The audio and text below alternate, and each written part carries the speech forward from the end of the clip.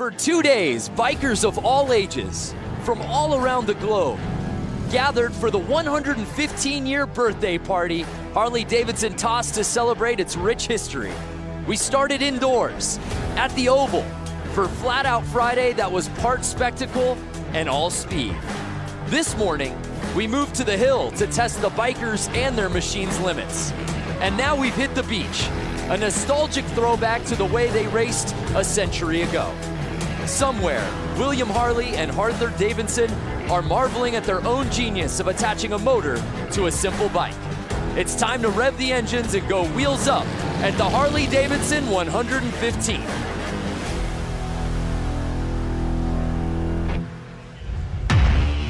Welcome to beautiful Bradford Beach in Milwaukee. It's been an amazing 2 days of events out here for the Harley-Davidson 115th anniversary celebration. We started out last night with Flat Out Friday. This morning we had a hill climb, of course, and we end out today's action for the Bradford Beach Bowl.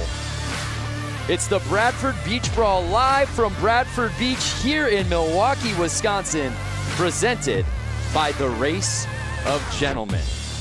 What's happening, everybody? Brandon Graham joined alongside X Games gold medalist Lance Corey, and the lovely Diana Dahlgren will be rounding out our broadcast team out there on the course. I hope y'all are ready for some racing because, Lance, we've got 6 different classes of motorcycle hitting the beach here today.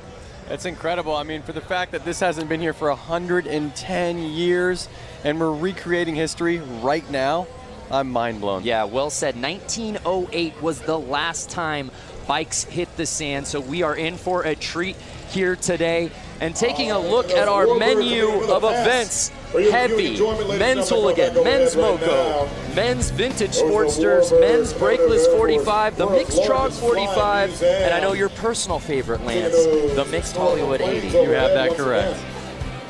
So we'll be seeing all of those classes hitting the beach here today. Just fantastic conditions. A little earlier today, if you were watching the hill climb, you saw what a muddy mess it was with the rain out there. Not a cloud out here that puts us in danger of any sort of precipitation. I think it's going to be ideal conditions. So before we get to the racing, as you see that beautiful commemorative flyover, we of course want to honor our country, and that's why before we kick things off, we started off with our national anthem, sung by Amy Eisenhut.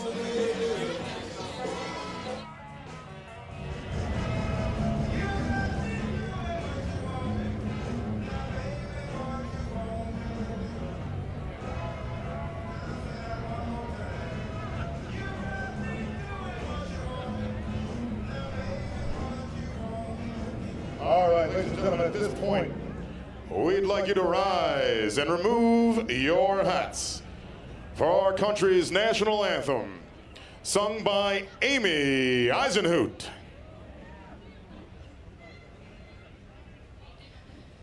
Oh, say, can you see by the dawn's early light what so proudly we hailed at the twilight's last gleaming, whose broad stripes and bright stars through the perilous fight o'er the ramparts we watched were so gallantly streaming. We've been down here since Monday morning at 6 a.m. essentially, pushing sand around, rolling sand, wetting sand, trying to get the gave proof through the night that our flag was still there. Oh, say does that star-spangled banner yet wave o'er the land of the free and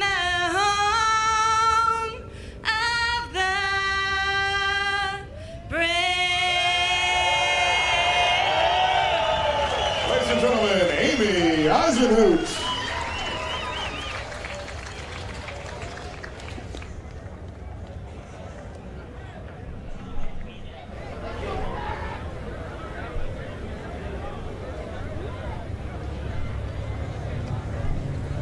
All right, ladies and gentlemen, we're getting ready for some elimination racing out here at the Bradford Beach Brawl right now.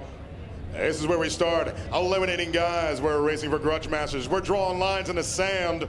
That's how we do it out here.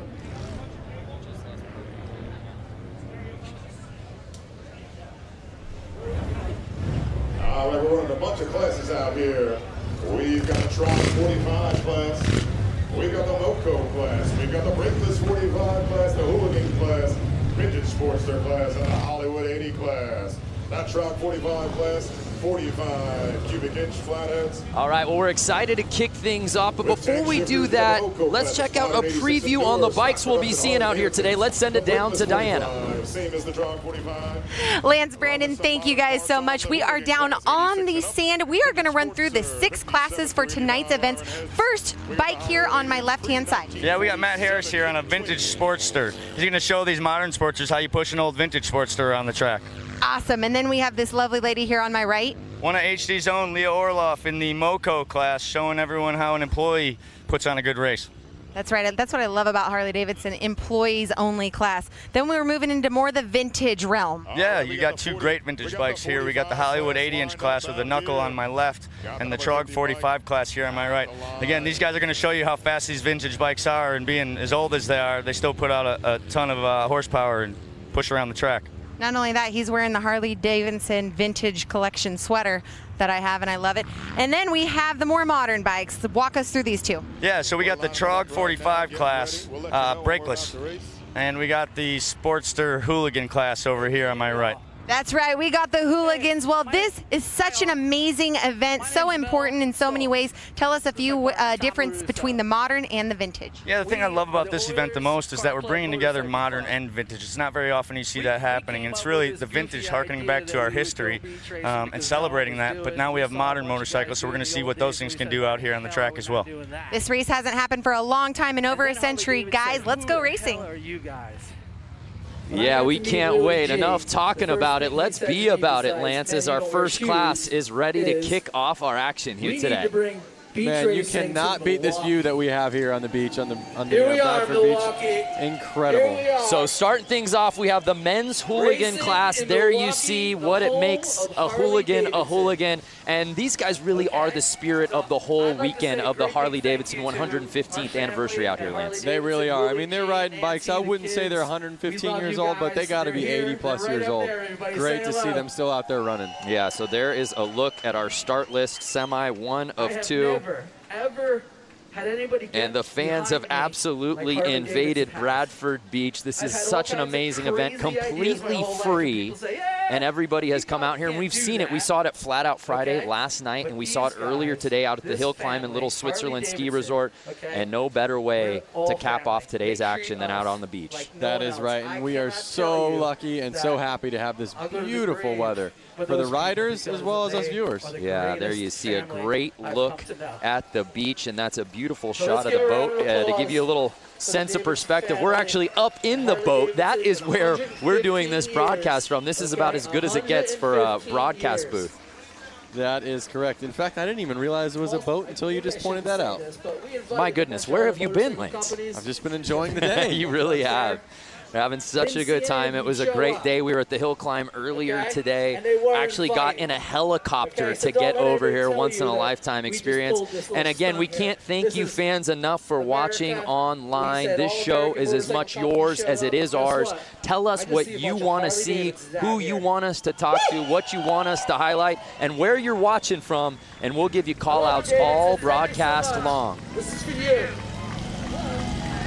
Lance is opening up Facebook right now. We're ready to rock. I'm loving how all these guys are just in vintage gear, vintage helmets, vintage sweaters, like Diana had said. It's an homage to yesteryear. And you see the flag girl getting ready. Semi 1 of 2 here in the hooligan class. Number 39 by Kevin Bass out of Prior Lake, Minnesota. 33 bike, that's Hollywood out of New Jersey. Look at him trying to start his bike back there. These old bikes, they don't have electric starts like the new ones. We'll see the hooligans out there, they'll have electric starts. These guys are kicking and kicking. They're getting tired before the race even starts. Out the 151 bike at the line, the 51 bike, 996 bike. He's having to time the engine, advance, retard, throttle. There's two different throttles on the bike. One on the left is advancing the bike. One on the right is getting the throttle going. A lot to think about, and the race hasn't even started yet. For you fans watching at home, of all these amazing bikes these hooligans are on, which is your personal favorite? Let us know from a number plate, man. Can't go wrong with any of these, but we're ready to get it on. 51D, Harley-Davidson. We got the thumbs up. We got the flag waving. Bikes are running. And they're off. Hooligan Semi 1 officially kicks off. At number 77 by Josh Cone. These are fans. Well, these are our racer gentlemen, guys. Showing you how this beach racing's done. And they are off. Look at the lead that he's already got. Yeah, 50 building. Fresh track. It's like getting powder runs on a snowboard. These guys have been paving it for the last hour, waiting for these classes to hit the sand. It is not going to stay like that. Wait 1, 2 laps, and they are going to be fighting the sand. You hear that, ripping by? And the 50 plate is just blazing around this beach oval, Lance. It's incredible. Mind you, look at these bikes. No suspension. Shout out to the fans watching, in particular, Wesley Wills watching from the maternity room, waiting on the baby to get here. Oh my goodness, Wesley, congratulations. What better to be doing than having a kid and watching this race right now? Well, I hope, Wesley, you're enjoying that shot. And no surprise, here comes Josh Cone on that 77 bike. And the number 50 is just, he's keeping it smooth. He's on the gas on the straights. Watch when it gets straightened out. Watch him open wide. And we're already getting to lapping. 50 passing the 313. Oh, getting a little swirly out there. Looks like we got Kevin Bass stuck out there in the sand berm.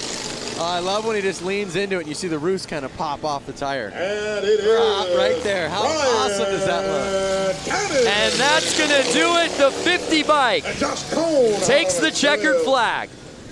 Incredible. Now, Lance, as we said, this race hasn't happened here in the vintage class. Oh, he picked a good time to lay it down. Well, we haven't seen these bikes on this beach in 110 years. You can't practice, especially with a vintage bike on beach. How foreign was it for these guys to hit the sand for the first time with these bikes? Well, you know, they were dealing with the weather. But here's a replay. Check this out. Notice this. He slows down. Because he slows down, it's actually harder to get through the sand, and he crashes. He didn't slow down that entire race. No, it's easier to go faster on the sand than it is to slow down. When he slowed down, he let the bike go. And look at 3 of them. 1, 2, 3. They all slowed down. They all fell over, and they're all struggling getting their bike started. These are not new bikes. These bikes are older than probably most of the people watching this right now. It was full throttle the entire race, and then half the field just loses it after that checkered flag. That was awesome.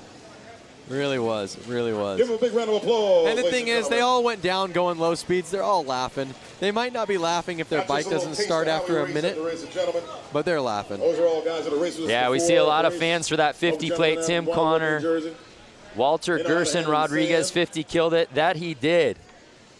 Again, if you're just joining us, it's the Harley-Davidson 115th anniversary celebration. It's just a weekend full of madness out here all over the greater Milwaukee area, and we finish up our event schedule out here tonight on the beach. There's a look at it. I had to drag Lance out of the water.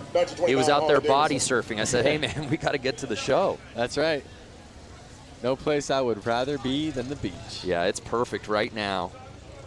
The beach and Harley's, I mean, that's just, you know, the best. Much better conditions, and I'm curious any of those fans watching right now, if they were watching earlier today, for the Harley Hill climb. A little bit different conditions than what we saw a few hours ago. It's incredible that just a few hours and maybe 20, 30 miles, and all of a sudden it's like we're in a whole different world. The fans have come out here in absolute droves, as you can see. Completely free event. There's no bad seat in the house. And it's all hands on deck to help get the bikes off the track as we await our next class.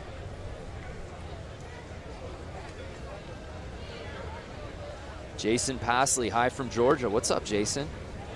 Ken Mendez was watching the hill climb. Love it. Glad you came back around. So Dan's saying he's from the west coast of Michigan.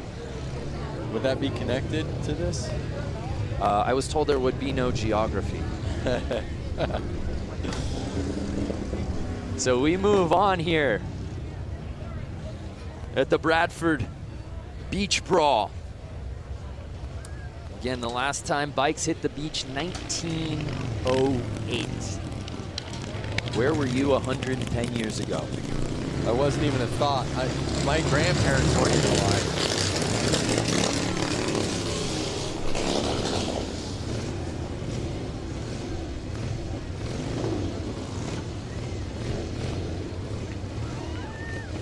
North Haven, Australia, Troy Taylor, stand up.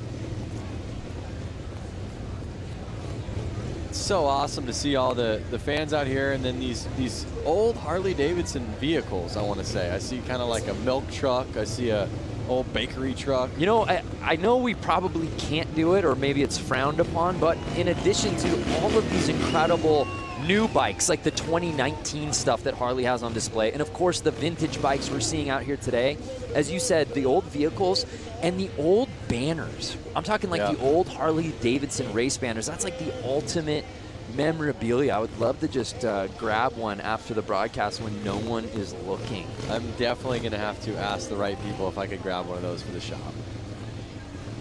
Great time from New York, Quebec, Canada, Bastien Briard. So I want to know all these people on Facebook Live right now. Yeah. Are they rooting for a hooligan? Ooh. And what hooligan do they want to see out here? Yeah. You know, take the win. Yeah.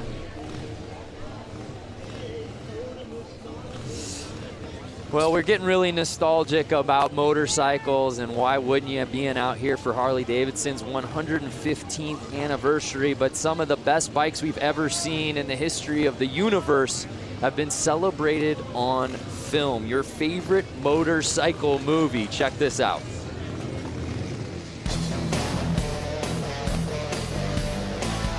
My favorite motorcycle movie is, I don't have one.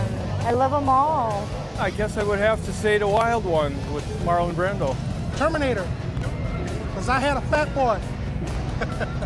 I like Wild Hogs. It's a lot of fun, and it kind of shows people it's the simple stuff in life. My favorite motorcycle movie is Wild Hogs. My wife and I watch that at least 3 times a year. Easy Rider. Easy Rider. Easy Rider. Easy Rider. No question, hands down. I have to duplicate my husband on that one. Easy Rider is the motorcycle movie. Wow, I am so glad that Easy Rider edged out Wild Hogs. What is Lance Corey's favorite motorcycle film? That's tough, man. I mean, I was born 1990, and I've watched Easy Rider. I do dig that movie. But something about watching Wild Hogs and then being able to, like, call somebody a wild hog, they're both great. It's become the ultimate adjective, that's for sure. All right, so we have vintage Sportster class lining up. Is that correct? It looks that way. Let's take a closer look at some of these bikes. Any of our fans watching out here today have got a vintage Sportster of their own? And if so, give us the stats. Actually, I'm getting word that this is brakeless 45. Oh, the brakeless 45. Yes. There will be no slowing down in this race. No. But you don't want to slow down. You want to stay on the gas. Then you stay above the sand, and you don't end up crashing. Oh, speaking of motorcycle movies, there you see our brakeless 45 contenders. I was actually going to bring this one up, that Amon Sharma Terminator. Terminator. Absolutely. Yes. When he jumps like a fat boy softail off like into the yeah, wash. incredibly realistic. So here's a look at our rules for the men's brakeless 45s. Pretty simple. Bikes out here on display. Anybody out there watching got a brakeless of their own?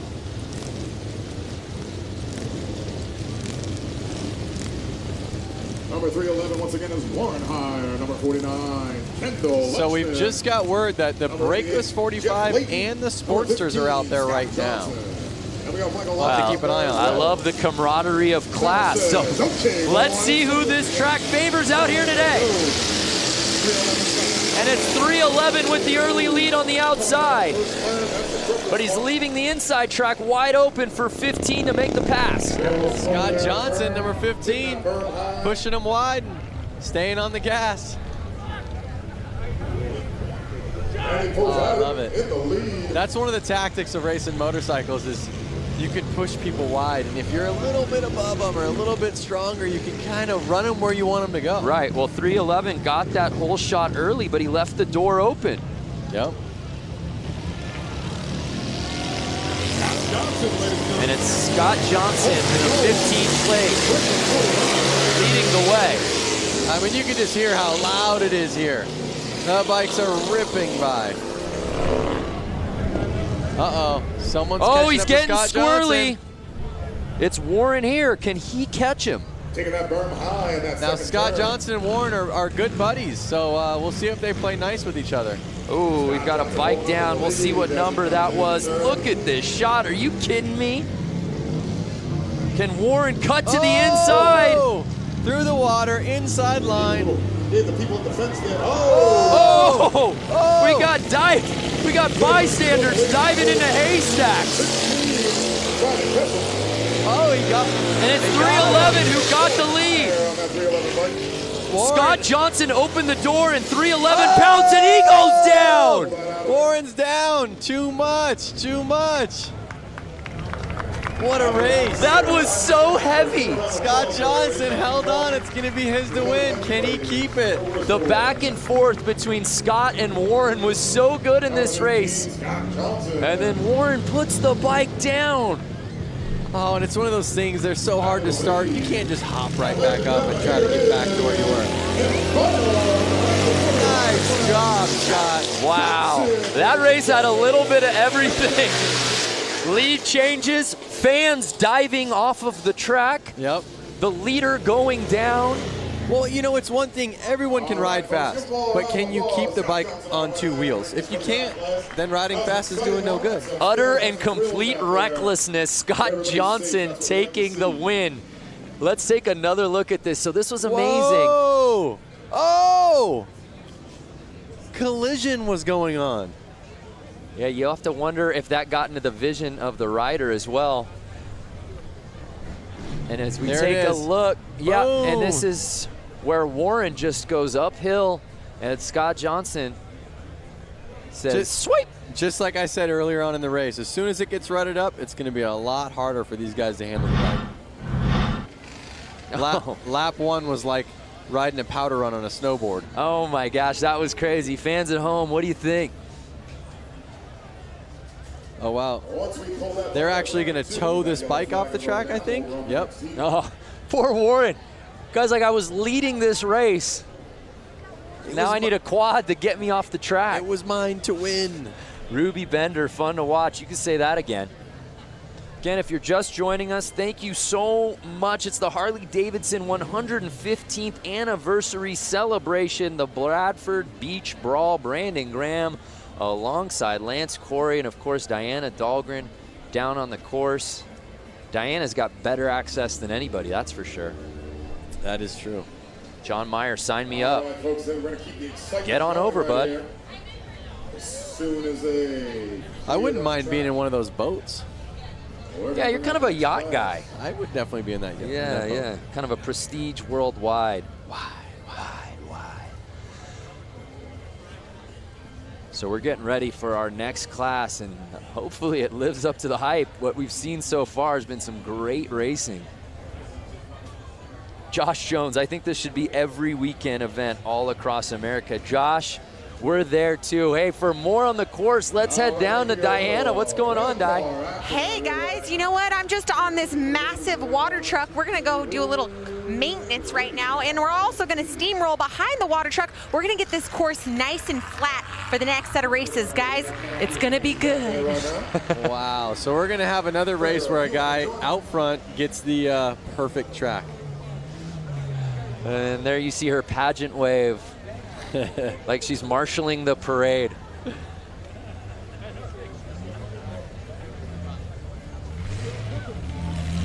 So again, obviously, as we said, no one has raced on this track since 1908, but let's take a look at how we got here. It takes a village to get this thing going, but Lance, job well done by all of the contractors out here to make it possible for us to bring these bikes out today. It's incredible. And these guys, they're people that ride or hang out with the riders a lot. You can't just come out here and make a track if you don't know what it's like to ride the bike. Right. Yeah, you can't just merely push sand around and make an oval. There's absolutely a science to this. Definitely. And oh my goodness, Diana's got a t-shirt gun. Please cover small children. Protect your eyes. Diana, can you come over to the boat that we're in and shoot one over to me, please? Oh, there he goes with that Hudson engine. So we're going through some course prep. Let's check in with some of our fans watching right now. Where are we watching from? Hello from Portugal. What's up, Angelo Lopez? Gotta make sure we keep it safe for all of our riders out there. Brazil, Felipe. There you see Diana opting for the one-handed shot. Takes utter control. How about this guy? Driving his custom-made vehicle around. Think it's street legal? And I think that nobody seems to be bothered by it at all. There's a lot of wacky stuff going on for the 115th anniversary. Good times. Brian Mose from New Zealand, Kevin Morris from Rhode Island. I want to know who's the furthest from Milwaukee. I mean, Brian Mose. Yeah, I'm not a map guy, but I feel like New Zealand and Australia would be in the lead there. Didn't we talk about not getting into geography? Yeah.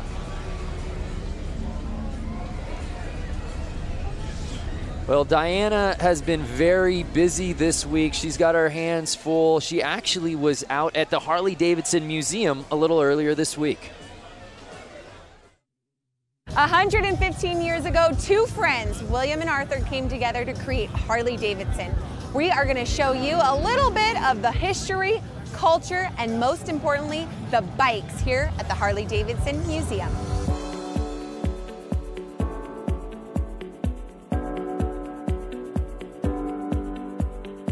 Behind us is the bike that started it all. Yep. Which is gorgeous. The oldest Harley-Davidson in existence. Both Bill Harley and Arthur Davidson were really avid bicyclists, and Bill Harley actually worked for a bicycle company here in Milwaukee, and their first project was to build a motor to literally put in a bicycle. You can see how they kind of shaped the frame so that it would embrace the engine, and that kind of set the standard for what we still do now. Can I write it out of here? Well, first of all, you'd have to guess it out. This is actually dated July 20th, 1901. This is original. So this is the original drawing from Bill Harley and where did you recover? For a bicycle. This? The Harley family saved it. They had the foresight to save stuff from almost the very beginning. Over there is the book from 1907 when they incorporated, and they actually began a program of saving at least one bike new right off the line in 1915. Wow. And we do that to the present. When we were back there, you know, you look and this looks like a whole motorcycle. Right. And as you walk in. Wow, I didn't even notice that till now. That's amazing. See, it works. This thing's completely taken apart. So, you know, the idea here in this whole room is to give people, you know, a sense that the engine from the first bike we built today is the, you know, real heart of the motorcycle, both, you know, obviously from making it go, but from a design point of view, we always show that beautiful engine like it's a jewel in a setting. We want to give people a sense of, you know, how these things work, and we make it interesting.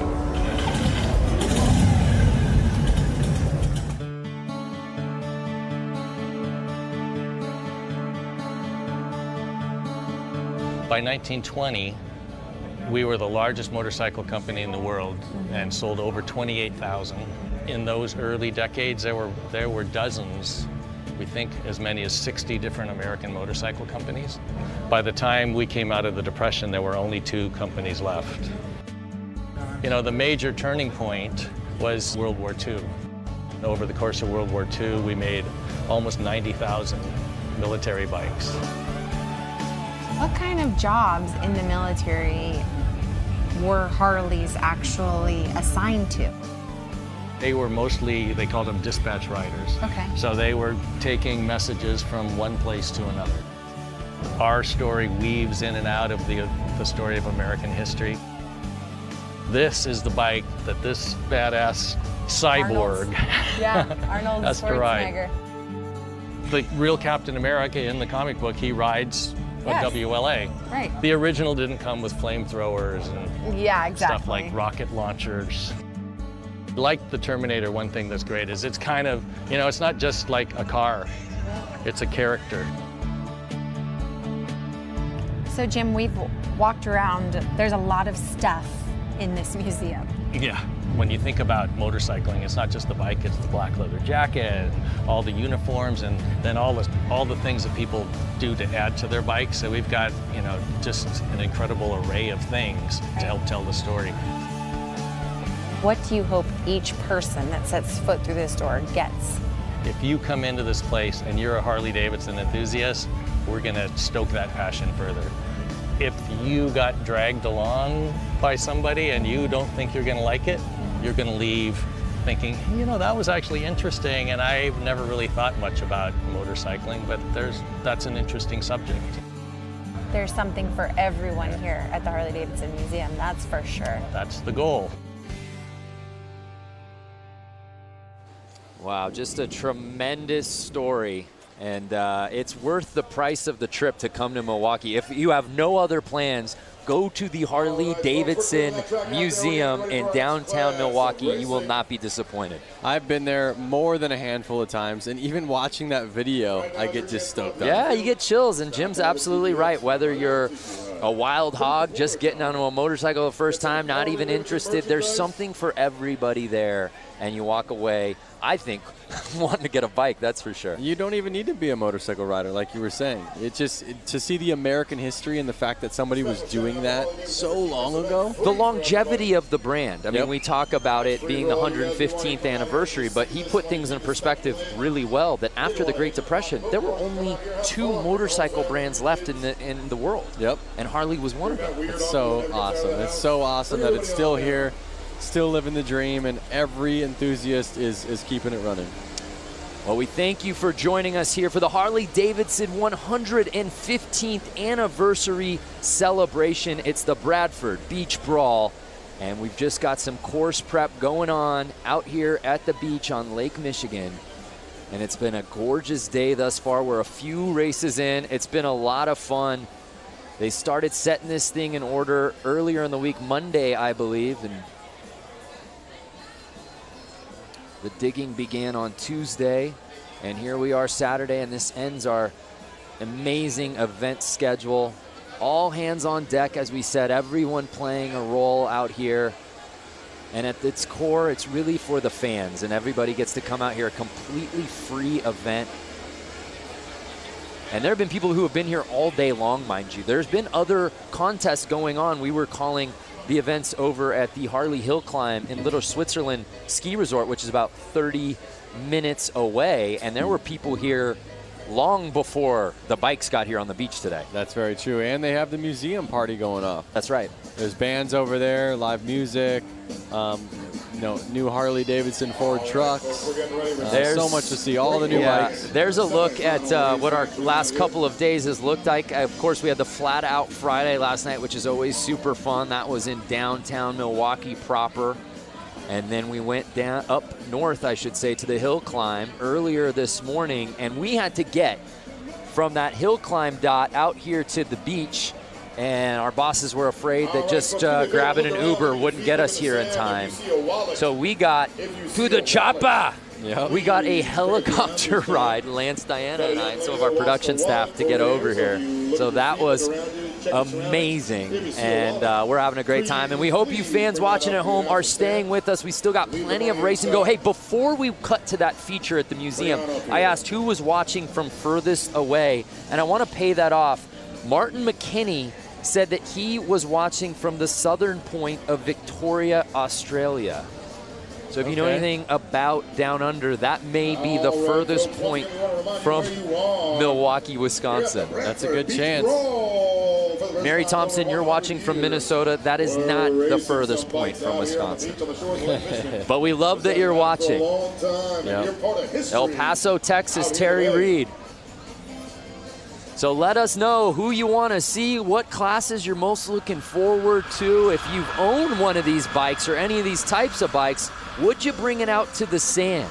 Because I think a lot of these guys say, oh yeah, I'd ride the hill climb, or heck yeah, I'd go into the arena and do the oval on the concrete. How many of you guys and gals with bikes would take it out here to the beach?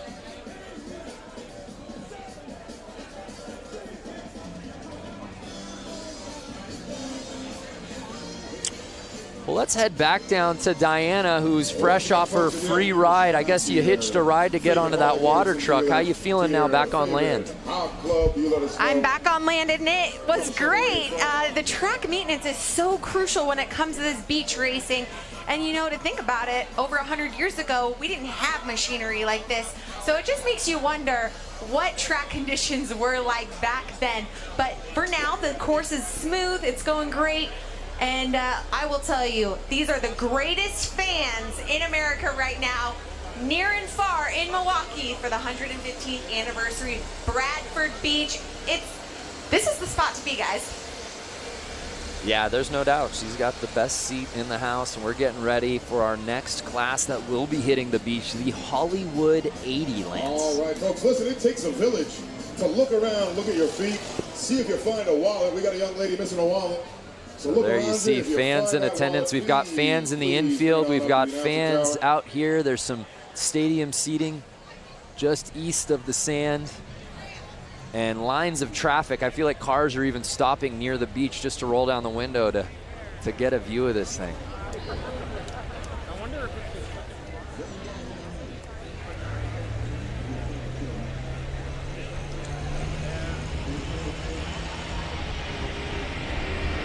Heaps of fellas watching from Western Australia. All right, Leon.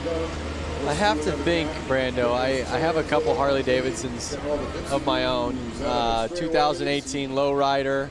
Okay. I have a 2013 Street Bob. Okay. 1992 FXR. Okay. And a 1957 Panhead. That's more than a couple. And a couple more little ones. I got a little Harley Shortster. But I was just talking about the big bikes.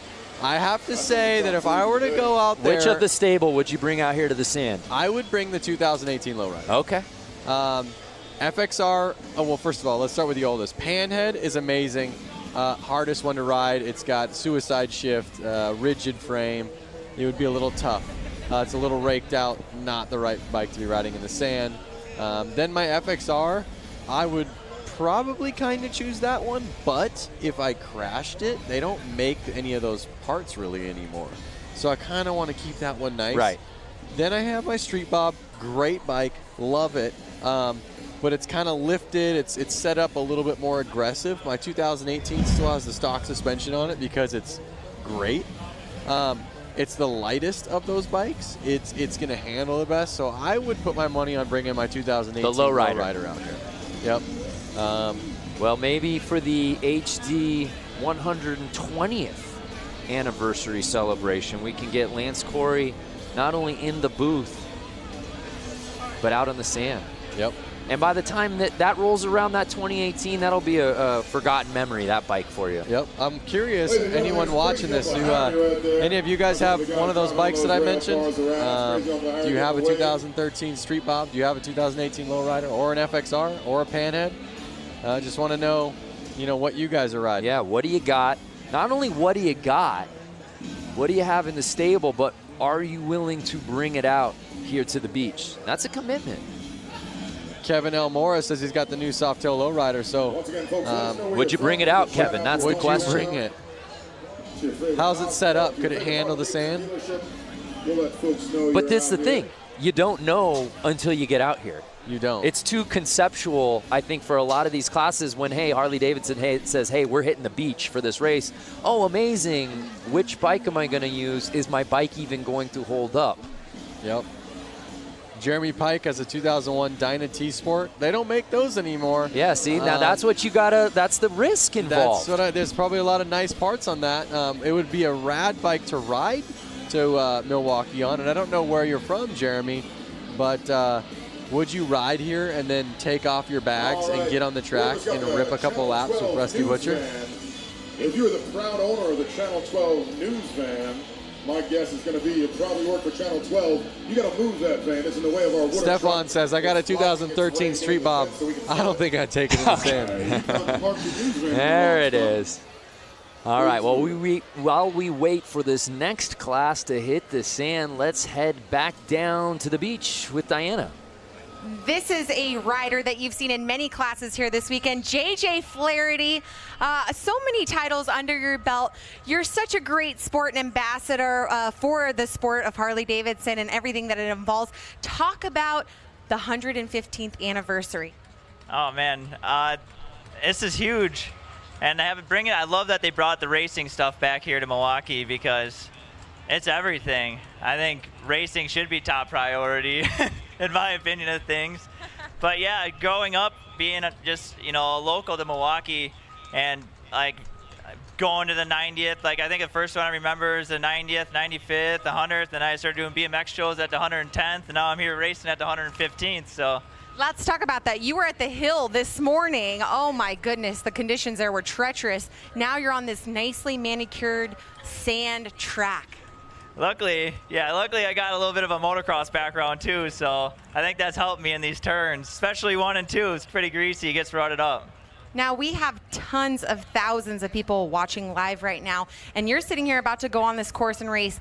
Explain the feeling that you have right now about to go onto this course and lay down some sand. I was going to say lay down some tar, but that doesn't apply here. Well, I hope I'm not laying in the sand in front of all those people. I already did that once today. But it's a pretty awesome feeling for sure. Any adrenaline? Oh yeah, for sure. Tons of adrenaline. Well, we've heard it from JJ Flaherty. Big round of applause for this guy. Such a great sport. And let's see if we can take first here in tonight's hooligan class. See you, JJ. Thanks. Guys, back to you. JJ Flaherty has had himself a day in the all-white leathers. He was competing in the hill climb earlier today, and it was a muddy mess. Of those fans who are watching, you know what we were talking about. No one went unscathed, but JJ Flaherty made it all the way to the championship round in his class, ended up having to settle for second place, but man, he looked so good at the hill climb this morning. I got lucky enough to see a photo that was taken from about eye level of the track. He legit looks like Evel Knievel flying. Launching. Yeah. He had to have been 10 feet off the ground. Yeah, and what's crazy is while we were doing the broadcast live, we knew he got some air, and I think we both went, whoa, and then we saw that photo in perspective, and that is so cool. I hope that JJ is able to get his hands on that, because that's frame-worthy. Definitely. It's definitely Instagram-worthy. Yep. So I think we got the Hollywood 80 class coming out right now. If I remember correctly, they said it was like knuckleheads. All right, we got the final I'm a knucklehead. Hollywood class coming out to the line right now. Hollywood class. And you know what I love about all of these classes, whether it's vintage or Hollywood 80, is not only obviously the bikes, but even the plates paying homage to another era. Yeah. Twins out there. Notice these bikes have little tank shifters on them. Like I said, you got that double throttle going. That's Frank Rick. These bikes are a lot harder to handle. As the times change, they made the bikes easier to ride. You know, they put a front brake on them. They put a clutch on them at the hand. They let you shift with your foot. Some of those things made the newer bikes easier to ride than these older bikes that have, like I said, the advance and retard and the left throttle, the actual throttle on the right, and then the clutch as your foot and the hand shifter. So you have to take your hand off the bar every time you want to shift. as well as you have to take your foot off the ground. So if you're at a stoplight, you only get 1 foot on the ground. There was way more to think about. You have to think way far in advance while doing it. That's wild. And yeah, for you fans watching at home going, was this just a man head-to-head race? No, no, no. Bike's slowly coming back out here. We'll have a full field. So again, I think I see a buddy of mine, Scott Jones, number 50 out there. It looks like him, but maybe it's not. No, the 50 plate, that's B. Cannon. Oh boy, well Scott, you look like Cannon. You're putting your friend on blast right now. I bet you it's him on somebody else's bike. No, he's actually got hand tattoos, I think. I'm totally wrong.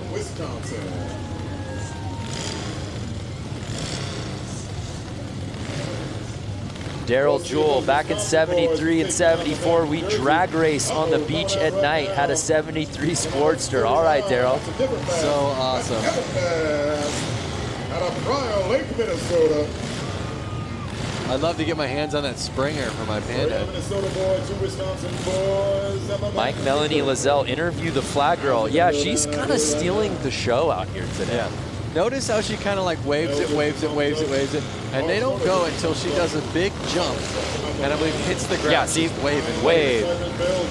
Making sure they're all ready. Wave, jump, wave, and the jump. Yep.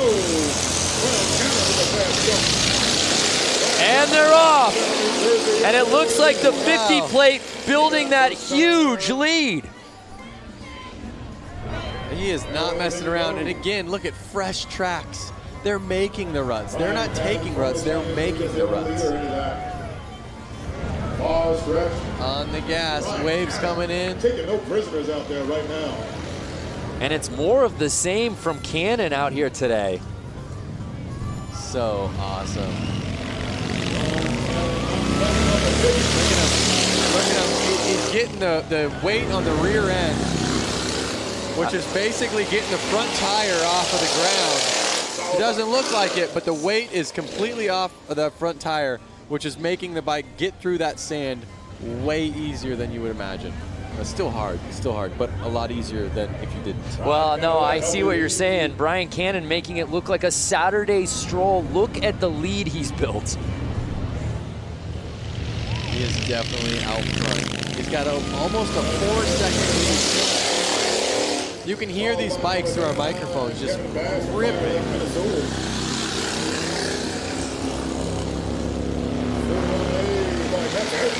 So this is the Hollywood 80 main, and it's Cannon's race to lose. He can ride as far outside as he wants at this point. Look at him looking back like, can I chill out right now? 1 lap to go. And ladies and gentlemen, it is, as we suspected, Brian. And it's Brian Cannon with the win. In second place, Kevin Bass from Fire Lake, Minnesota. I see 2 Basses out there. Well, Seabass and the guys offered to pick up our tab. Don't go there. Okay. Not yet, I guess. So Brian Cannon leaves no doubt about it. Just riding like his head is on fire all day out here on this course. And this time, though, Lance, he finishes the race and stays on the bike. And he really put it down there. It's always nice to come out for that vengeance. Looks like number 88, Frank Rick, laid it down that last turn.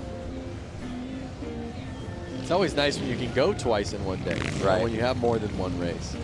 I think the first race you kind of just get the EBGBs out, you know? You're ready to go, and then you finally are like, all right, I'm ready. And if you're just joining us, this is a weekend full of races. A lot of these guys that we're seeing out here tonight at the beach, we saw earlier today at the hill climb, and a lot of those same guys we saw last night at Flat Out Friday. Yep. A lot of motorcycle racing for a lot of these guys. It also involves some bike switching. Now we gotta help you, huh, buddy? Look at all the smiles coming off the track, all their friends, mechanics, maybe bike owners that are letting their friends ride their bikes. Well, JJ Flaherty, who Diana Dahlgren was interviewing earlier, actually lost to a rider whose bike malfunctioned right before the start of the race and had to borrow a friend's bike literally 30 seconds before the start. Maybe that was his trick tactic.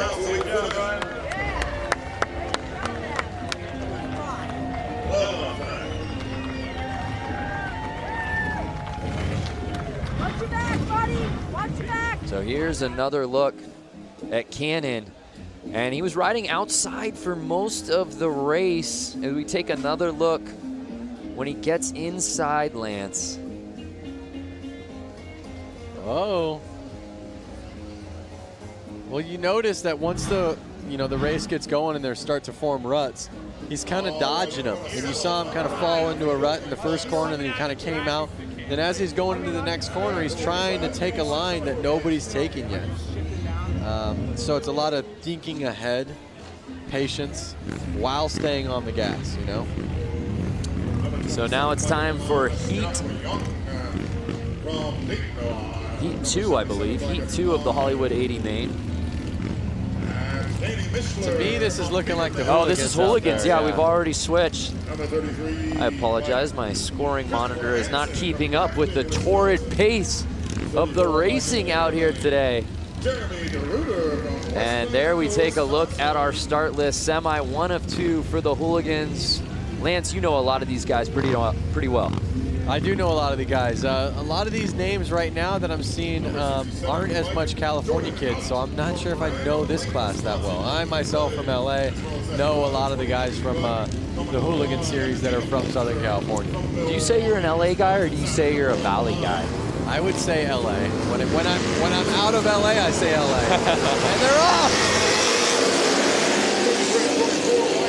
So it looks like 34 has the lead, but he's keeping the inside open. Can 33 make the pass, Bear? And he does! Look at these bikes. You can see they're newer, faster. I mean, these guys are throwing roost.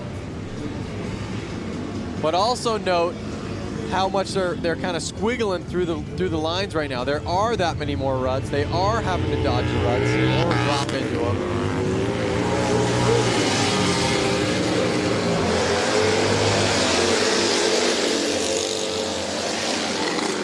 So now it's Hansen, 33. Can he hold on? Right behind him, 77, Mishler. He's building quite a lead here with 2 laps to go. Notice how when they're going down the straight, they lean back, and when they go into the corner, they actually kind of lean forward up on the front of the gas tank. It's kind of because they need the front end a little bit to steer. That's the stance. See how he's on the front? He's not on the back of his seat. It's final lap. Can Hansen hold on? Now he's on the back of his seat. Yeah. You see that transition? He's pulling tear-offs out there, which means he's getting roosted. Or throwing dirt up off his front tire. He probably doesn't have a front fender. And here comes the checkered. It's Hansen taking this semi.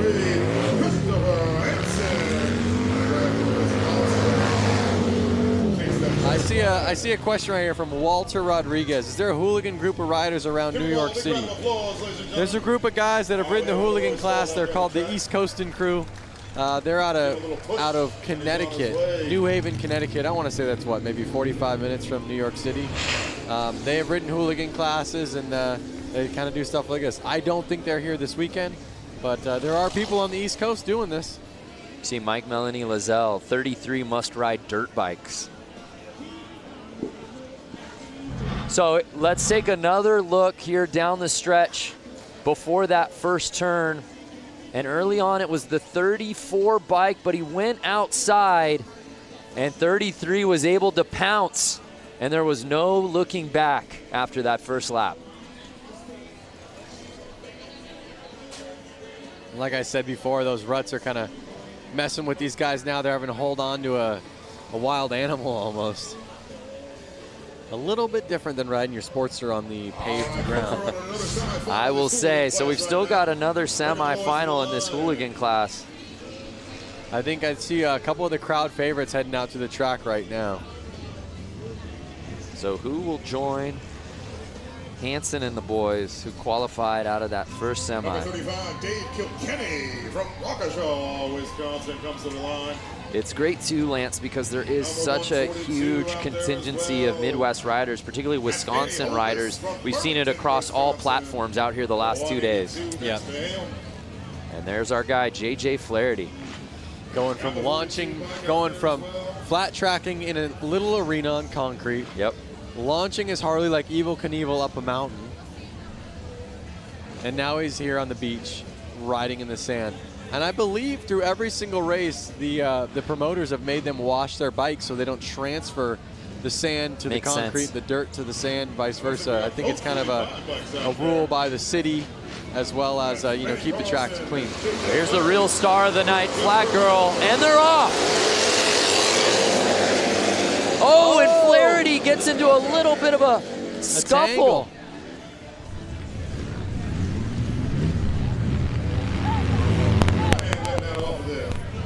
Oh, we've got ourselves a battle, Lance, right at the top. Oh, yeah. Flaherty staying on the inside, though. Yeah, he's playing this thing right. 142 still leading, but he's on the outside. And now it looks like he's finding his groove, Lance.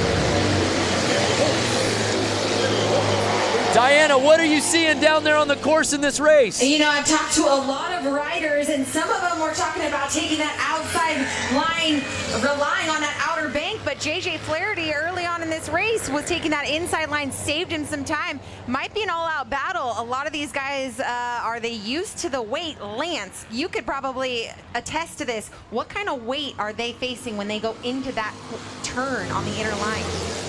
Well, I mean, they're already riding bikes that are... Oh, no! Flaherty goes down! Our man we were keeping an eye on is down. His friends are running to him. I'd love to see a replay of that so we could see what happened. Oh, we need to see that one more time. He was behind Holbus less than a second, and he goes down with 1 lap to go. JJ Flaherty and Danny Holbus have ridden together for a long time. They're good friends. Unofficial results right now have Holbus winning that semi, or at least taking the lead. Hopefully it looks like Flaherty's okay, but yeah, we need to see another look at that. That's for sure.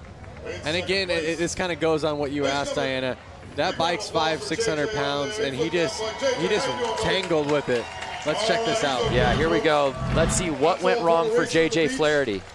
He was trying to pull a tear off. Oh, yeah. The ruts. The ruts. Yeah, Diana, is that what you saw down there with JJ? Saw the tangle up, but also what I saw, guys, was the camaraderie. I don't know if you saw Atkins, better known as the Rusty Butcher, come right up to him, check on him, see how he's doing. There he is again with another hooligan. That's the love and camaraderie we have here in Harley-Davidson and flat track racing. Yeah, well said, Diana, especially in this hooligan class. So many of these guys are friends. What started out as just friends riding together, gaining notoriety, and it's evolved into something so much bigger than that, and they're all out here today. Really what happened out there was, he was trying to grab his tear off because he was coming from the back. He probably had dirt all over his goggles. He was a little too focused on that, and you saw he was kind of in a shady area, which I want to touch in a little bit. He didn't see those ruts that we've been talking about since we started this. He cross-rutted. Front tire was in a different rut than the back rut, and that basically crossed him up, threw him right off the bike. That's a really good point as we take another look. Going at the goggles, not paying attention. Yeah. Cross ruts. Just takes one hand off and completely loses control. And that's such a bummer because he was right behind Holbus, and he ends up with a DNF, and then the riders behind him settling for that DNF. And it's Holbus that takes the win there. Notice the fans in the infield, so stoked just to kind of handshake and all smiles on their faces, happy he's up walking around. But you bring up a great point about the shadows. When these guys got out here, the sun was shining throughout the entire course. Now as we're getting a little later into the day and it's 6:05 p.m. here local time, the sun's slowly starting to come down, and really dare we say, half this track is now in shadow. It's tough. It really makes it hard in the shadows, and it makes it hard. You don't know what goggles to wear or lens to wear. You want to wear something for the sun, then all of a sudden you're in the shade and you can barely see. Or if you wear something for the shade, you pop out into the sun and you're blinded. So it's a tough one for sure. Not saying it's impossible. Obviously they're out there doing it and kicking butt, but it puts some confusion.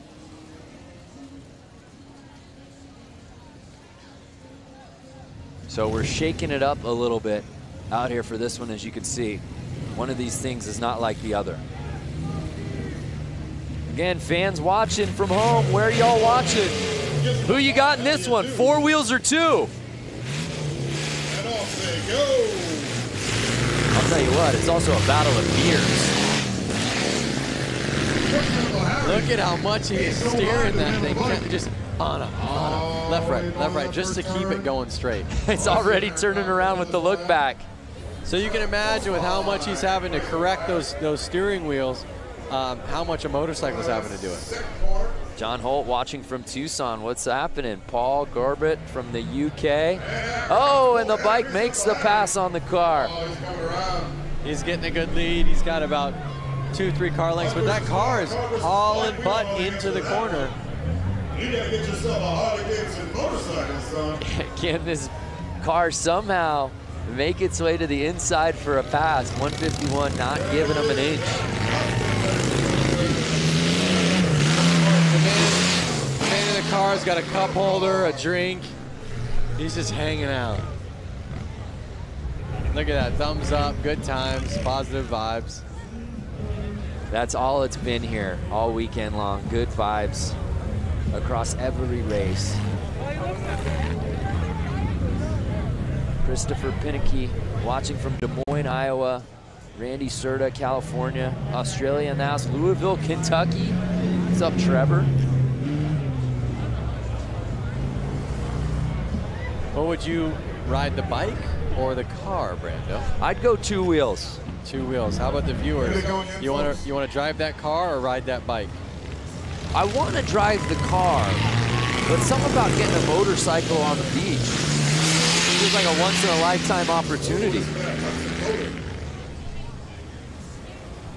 Oh, now the speed's picking up a little bit here. What happens on this turn? That's what we do, ladies and gentlemen. We throw a bunch of one thing to note. Who comes out on top?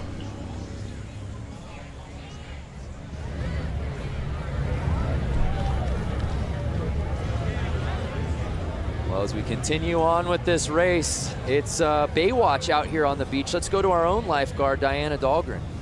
Oh, that was clever. Okay, so yes, I'm the personal lifeguard here for the Bradford Beach 115th Harley-Davidson anniversary beach brawl, I guess. But anyways, they are about to start track maintenance. Now, I'm up here to show you guys the feel. We are literally feet away from the beach. I mean, the water is rushing up right here as the cats go on to do their track maintenance. Pretty amazing. We want to know where you guys are watching from. If you're on Facebook Live, leave a comment. Let us know where you're watching from. Maybe you're on a beach. Maybe you're in the desert. I don't know. We'll find out. All we need is Hasselhoff and some slow motion running, and we can make this thing happen. Oh, yes. So Diana, she's all over. Let us know, fans at home, where you're watching. And if there's a particular rider or something that you want to see, let us know, and Diana will hunt it down. So much going on out here in Milwaukee. There's a beautiful look at the Bradford Beach Brawl. For more on the beach and these bikes, check it out. Make it a little safer for our guys out there. We've been down here since Monday morning at 6 a.m. essentially, pushing sand around, rolling sand, wetting sand, trying to get the track as tightly packed as we can. Sand is unpredictable. If you're used to riding on cement or a packed track, it's get a little loose out there.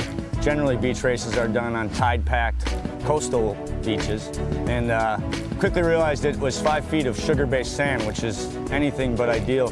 It's got the consistency of flour, so if you ever thought about trying to run through a big deal of flour, how hard that would be, well, that's about what it is to control a bike through that. It changes constantly, The spot you were just in last lap, you go around, it's going to be completely different the next lap. You can't be scared of it. You got to just like hold the throttle back and rip through it. And you know, you see a big sand pile, you're not going to slow down and go over it. You got to just fly through it. It wears you out really quick. I've never rode on anything like it in my life. Very cool. It's going to be guys that stall out, and there's going to be guys that fall over. It's a lot of fun. It's, you know, a lot of oohs and ahs. Hopefully only thrills and no spills. The one thing I love about this race and this whole idea is it's a mix of modern and vintage. This is 1989 XL 1200 Sportster, and it hooks up and hauls ass. This is a 1929 Harley DL. This is the Godfather. A lot of times you have the two separated, and we're bringing them both together. The vintage to really celebrate our history and harken back to our roots, and the modern to show what our modern motorcycles are capable of out on the beach. Being able to come down here and ride Bradford Beach is a once-in-a-lifetime experience. It's a fun place. I think everybody will get real close and get to see, probably get some sand in their hair maybe, and have some fun. We're here in Milwaukee celebrating Harley-Davidson's 115th anniversary and our history. These guys have an opportunity to create history. Everybody sticks together. If you need a tool, if you need a helping hand, if you tip your bike over, they'll be there to help you pick it up. Well said. Really neat to see the variety of bike, the variety of rider out here today. Again, we love hearing from you fans. William Hugelmeyer, let's get a closer look at the running gear these guys are using. Hopefully Diana can hear that. Maybe she and her personal camera she brought out here can give us a little bit of a closer look at what's going on down at the starting line. Make sure we keep our guys safe. Make sure we keep you safe. People are watching from all over. Wichita, Kansas, New York City. Thunder.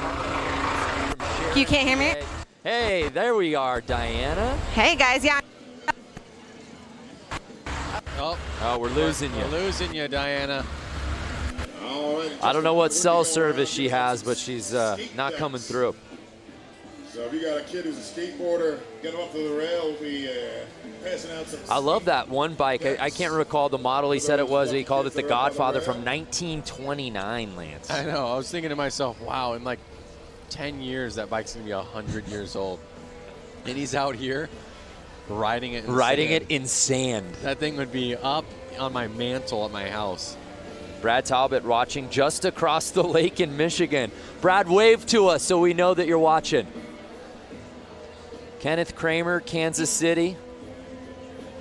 Mick McNasty, I hope that's your given name, Glasgow, Scotland. Just a wonderful day for racing, and I can't think of a better way to sort of cap off the weekend festivities of the racing than being out here on the beach. You see the sand maintenance going down right now. One interesting note that we heard in that feature was one of the riders talking about the consistency of the sand, and what he likened it to was flour. I heard that, and I was like, that's pretty good. But you know what? I've ridden on beach sand a ton in my life with sand tires, right, stuff like that. But I've never ridden on lake sand. And he made a point that it is different. A different type of consistency. Maybe Diana's down there right now. Can you tell a difference between that sand and you know, sand you'd see at the beach? Yeah, I guess this is like sand you would see at the beach. But I found her. And what is your? Very nice to meet you, Zaria. So we are out here. We're hanging on the infield of the Bradford Beach Brawl. How's it going out here so far? Well, that's amazing. Well, guys, we are going to be the Bradford Beach Brawl. Guys, we're going to let you take. Oh, Diana, I'm so sorry that interview, we were having sound issues, but honestly, the real MVP was the guy eating a hot dog right behind you in shot. That was incredible. Don't worry, Diana. We all got photos up here in the booth. Diana, we didn't hear you, but that was still the most entertaining interview we've seen all day. Let's see what the people Oh, my God. Facebook Please think get about that on Instagram. And tell me fans at home watching on Facebook just saw the hot dog guy. Gotta love that hot dog. Jeff, Lance, read me some of the quotes, please. The guy behind her cramming his face. Look at the mate feeding his face. Oh, that was too good. Holy cow. We can all go home. Oh, no, we still got more racing to go. Holy cow. So there you see course maintenance. Oh, we'll never be the same.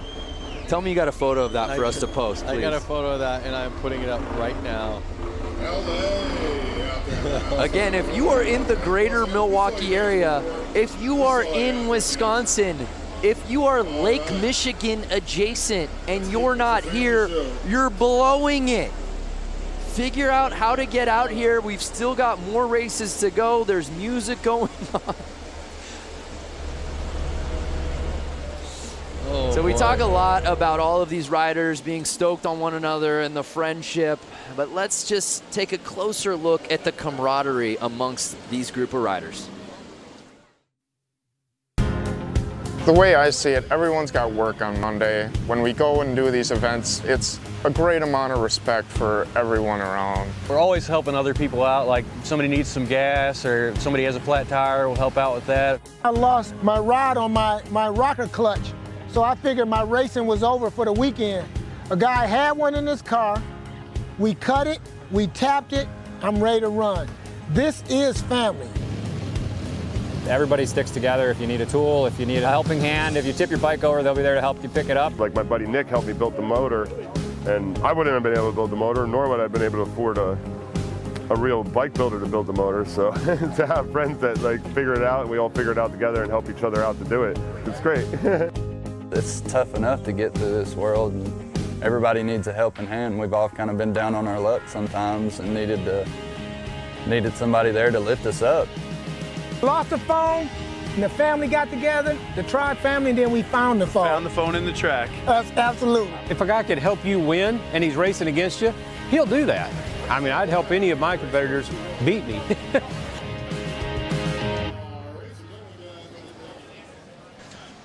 Such an amazing time here on the infield of the Bradford Beach Brawl. Geez, that's a tongue twister. But anyway, standing here with a lovely lady I just met.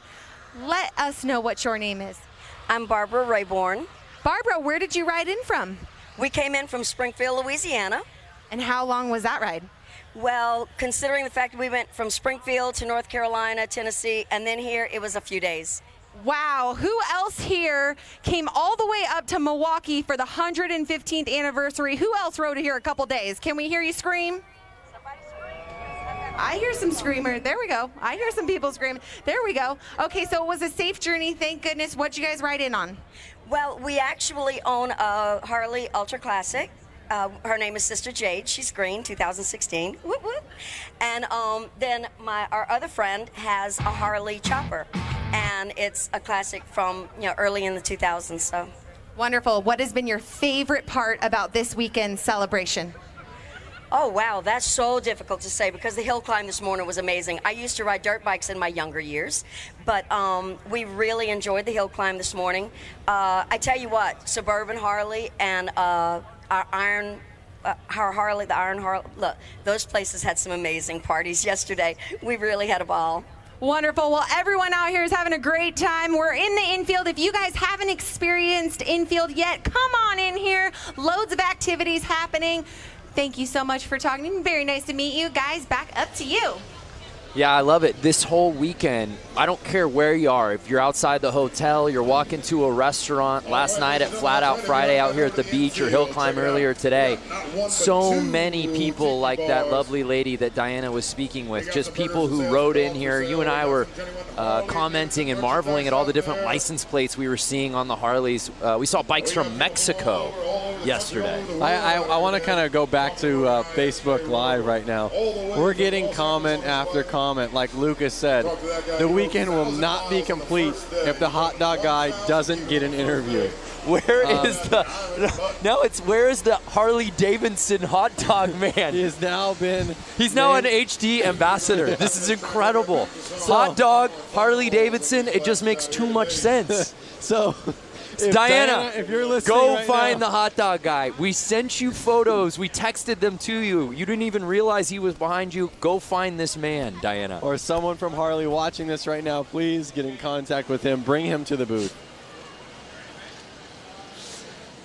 So as we continue the maintenance of the beach, we want to just learn a little bit more about our riders today. So we, of course, asked them the $1 million question. And, of course, the fans who made it out. When did you first start riding?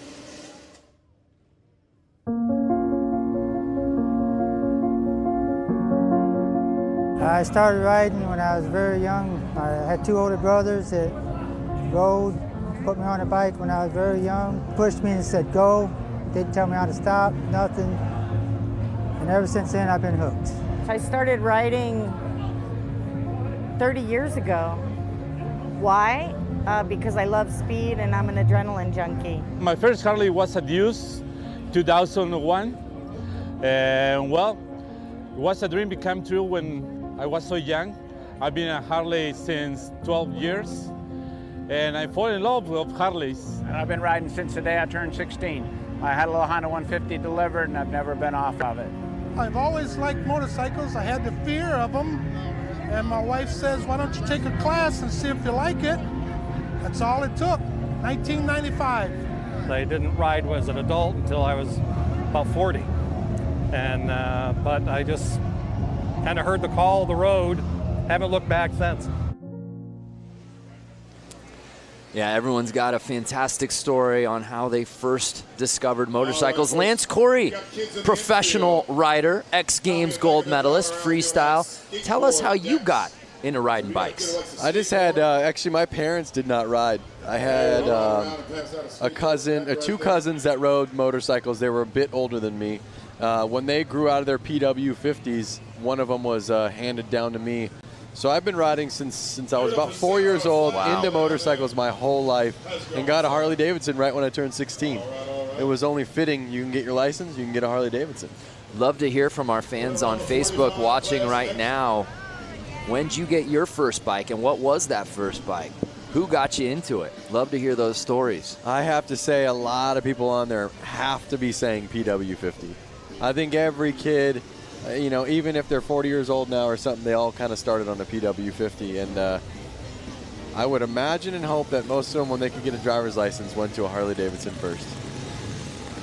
That seemed to be the general consensus out here, that's for sure. And we move on to our action.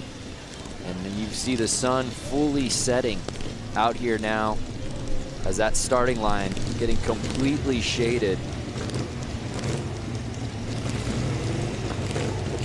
Hot Dog Guy has really taken the comment section off the rails here on Facebook. We'll try to find him, but we've got some racing to get to. The mixed TROG 45. These are pre-1952 bikes, 45 cubic inch flathead motorcycles. Again, and you saw that, it said tank shift.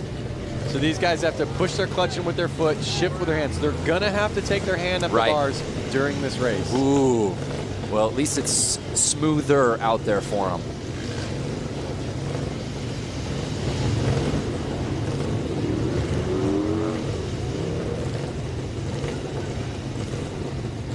There's the flat girl that a lot of the viewers on Facebook are. There's been some standout performances out here today. Flat girl leading the gate. Obviously, Hot Dog Guy coming in hot. Hashtag Hot Dog Guy. Please, if you're out there watching this and you love that, please hashtag Hot Dog Guy. We're going to run them again right after that, but we're going to reverse the order. Just give everybody a fair shake. And you see, even with the course holds and the maintenance, fans are not leaving. They're here to watch some action.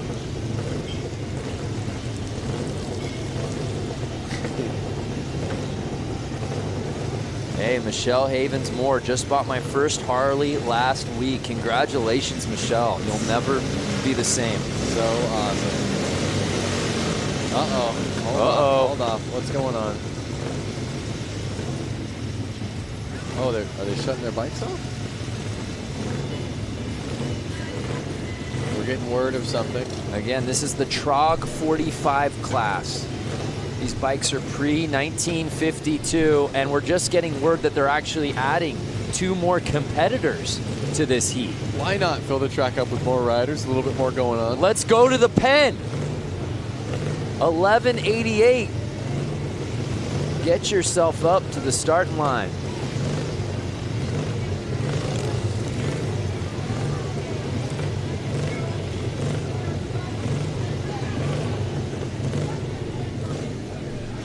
And here comes the 313. Remember, this is the bike, I believe, from 1929, Lance. So awesome. The godfather of them all. Look at how clean the paint job is on it. Amazing. This does not look like a bike he should be out there scrambling. And the with fact his that he's toots. scrambling out here on the sand with this bike that's All right, ladies and gentlemen. 90 years old is just remarkable. How's my dude number 77 with a ciggy in his mouth? At 151 bike, that's Aaron Kaufman out of Gravelberry. All right, we've got a complete heat. Daniel D'Souza, Ocean, New Jersey. Let's get it on. Look at him getting roosted in the back of the gate. They're off. 51 Harley-Davidson. That roost does not feel good. You ever been sandblasted? Never. It takes paint off of stuff. So it's 69 getting the whole shot. Does he leave the inside open though? He does, and it looks like the 77 bike takes the lead on lap 1.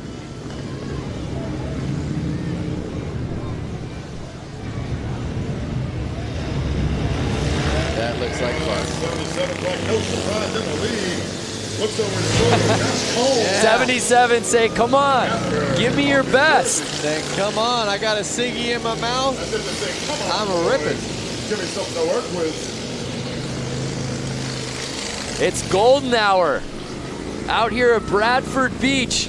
We have so many 313 fans out there.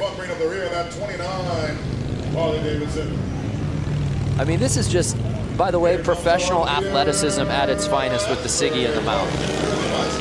Notice how the number 77 is leaning that bike into the corner, foot out, dragging. That's the stuff that looks fun. Watch him, put his foot out, he's dragging. Look at how much he leans that bike over. Look at that thing. Look at that lean. Committed. So committed. And again, he keeps turning over the shoulder, waiting for somebody to come chase. Can the 69 bike catch him? Look at that. His bike's starting to smoke though. Was it smoking like that when he started? Yeah. And I don't think it's the cigarette. No. Ladies and gentlemen, your winner of that heat, number 77, Josh Cone. Josh Cone. What a great race. Uh-oh. Bike might have broken. Well, it picked the perfect time to do it. And the TROG 45 main. Love seeing these stories, by the way, from all y'all talking about how you first came across your first bike. Keep them coming. We're going to bring these guys back around. We're going to run them again in the reverse order that they've been. Well, he might have a leaky valve or something right now. Is he looking over his shoulder to try to, you know, say hi or kind of show off? What do you think? That's what I'm trying to make a point of. He keeps looking over. Give a round of applause. I think he's encouraging his fellow riders, hey, come catch up. Does he have a knife on the side? This guy is a savage. Wow. Knife. He's holstering a knife, smoking a cigarette. Doing donuts. Doing donuts after the win. Life is good for 77. My boy Josh out there. Look at the smiles after the race. Look at that. Everyone's smiling. Less cell phones out, more smiles. Yeah.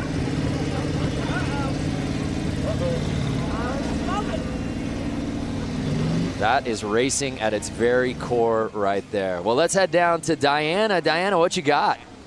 You know, we give the people what they want around here. Yes! You were saying on Facebook Live that tons of people were saying, who's the guy in the background eating the hot dog? That's Kevin. And Kevin is a Milwaukee local, and he clearly loves hot dogs. He's even out in 95 Harley, and I do love hot dogs. Yes. He has a 95 Harley, and he loves hot dogs. So, Kevin, you're a man of many talents. Let's talk about it. You're an engineer. You have a boat. You have a Harley. What else is on your bucket list? The 120th, I think that's going to be better. We're going to have faster racers here, and Milwaukee is going to be having a world championship with the Bucks. And the Packers will be 3 years in a row Super Bowl champions. God bless Wisconsin. We love Harley. And cheese. Manufacturing. I want them to stay here. But God damn it, we love Harley. Amen. Woo! This guy's famous, and we give the people what they want. Hot dog. Where's my beer? Okay, so Brandon Lance, we're gonna take it back to you, giving the people what they want right here. Kevin.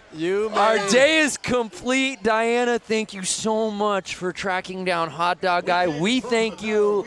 The people of the great state of Wisconsin, thank you. And everyone watching on Facebook, thanks you. A lot of Hot Dog Man fans out there, that's for sure. Amen. Buy that guy a beer. We gave the people what they wanted. Hot Dog Man for President 2020. For those of you just viewing right now. Yeah, going, what, why, how, where? Earlier, Diana Dahlgren was interviewing somebody out there in the infield, and that fine gentleman just walked up behind him and just unloaded on a hot dog on camera and really stole the scene. And Lance and I, to be quite candid, we haven't been the same since. No, we pulled our phones out, taking photos of it. It was definitely a highlight of the day. Well, Diana, of course, is busy on top of doing the sidelines here today. She also catching up with the fans. She caught up with some a little earlier today and asked that philosophical question, what does it mean to be a biker? Here at the Harley-Davidson Museum, it's a constant festival, a revolving door of thousands of people who share a common passion and a common philosophy. I'm sure you get the same answer from everybody. Freedom, you're out there in the air. I mean, there's nothing inhibiting you, or you can feel the road, you can feel the wind. To be a biker, you have to be resilient and willing to be flexible. You have to have a sense of adventure to be able to enjoy Harleys like you're supposed to. To be a biker, you have to be free. It gives you the freedom to go out and do the things you want to do. Something you really have to do. It's not something you can explain, really. It's a part of just the whole camaraderie, the family. You get on one, you kind of forget what your problems are, you forget what you've done all day. It's just a matter of realizing what you've got and enjoying it. To be a biker, you have to be someone who loves to ride. I mean, that's the reason we do it. Something just kind of hits you here. It's just the rumble. I just love it. I get tears in my eyes thinking about this one.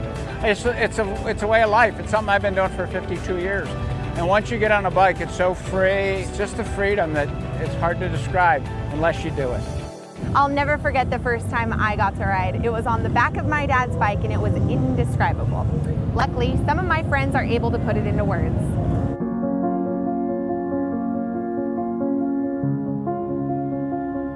I started riding when I was very young. I had two older brothers that rode, put me on a bike when I was very young, pushed me and said go, didn't tell me how to stop, nothing. And ever since then, I've been hooked. I started riding 30 years ago. My first Harley was a Deuce, 2001. And well, it was a dream became true when I was so young. I've been a Harley since 12 years. And I fell in love with Harleys. And I've been riding since the day I turned 16. I had a little Honda 150 delivered, and I've never been off of it. I've always liked motorcycles. I had the fear of them. And my wife says, why don't you take a class and see if you like it? That's all it took, 1995. I didn't ride as an adult until I was about 40. And but I just kind of heard the call of the road, haven't looked back since. I love it. Heard the call. You heard so many of those fans outside the museum talk about freedom. That seems to be a word that is used over and over again when it comes to riding motorcycles. Well, you hear those stories, and really, all of those stories kind of hit home, I think, with anyone who rides. You know, there's something that came out of every one of those mouths that makes, you know, there's something for me about that. So, We're all riders at heart.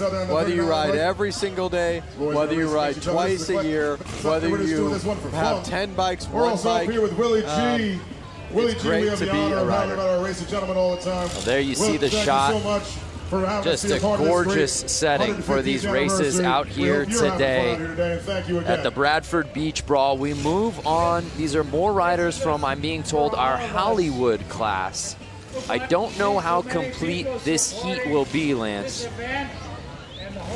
This one looks to be potentially a head-to-head battle here. So we have the number 50 and the number Springer front end. All right, ladies and gentlemen, Willie G.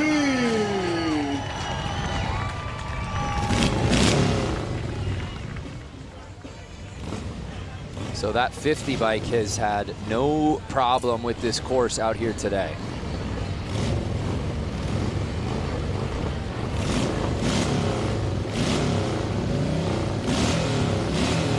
Notice this kickstart just kind of flailing around back there. So much vibration going through those bikes right now.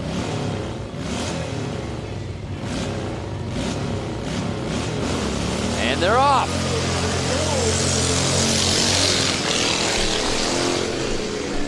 And again, the 50 bike showing no problem out the gate, takes the early lead. Is 50 gonna do it again? Yeah, let's find out. He's leaving the inside open. Number 39. But no, 50 around that turn is able to maintain the lead. There may be no looking back for him now. The Hollywood 80 exhibition race. Look at him roosting.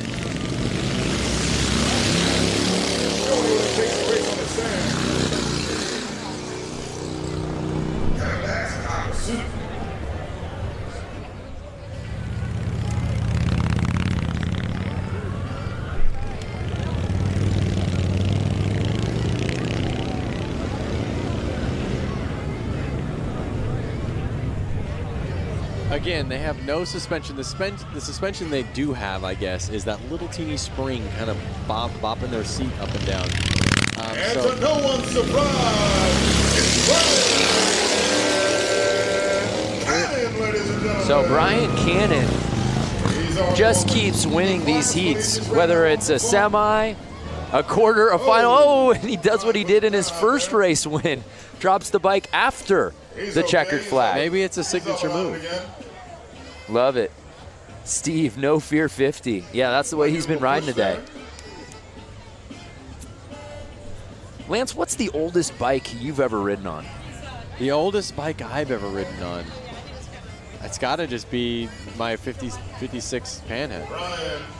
I don't think I've ridden anything older than that. I've had older cars, 52 Oldsmobile.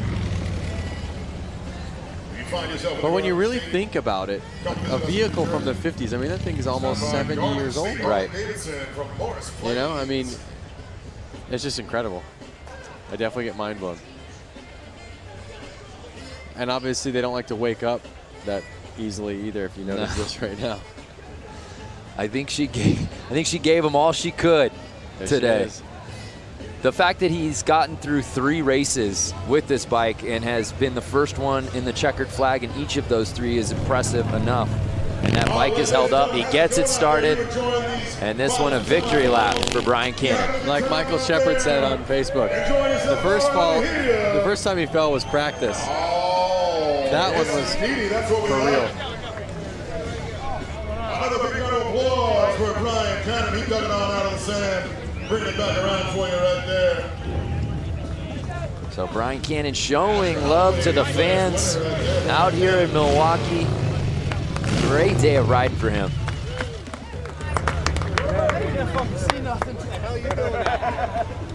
I was trying to go real fast into the turn and then braked it down. It's the Harley-Davidson 115th anniversary celebration. We had Flat Out Friday last night in downtown Milwaukee. We had a hill climb at a small ski resort earlier today, and we wrap up the weekend contests out here at beautiful Bradford Beach.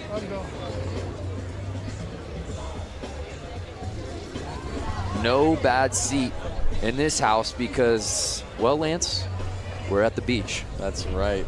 Weather's nice. Beautiful sky. Sun slowly setting. Ooh, Daryl Jewell, first bike was a 1960 Triumph Cub.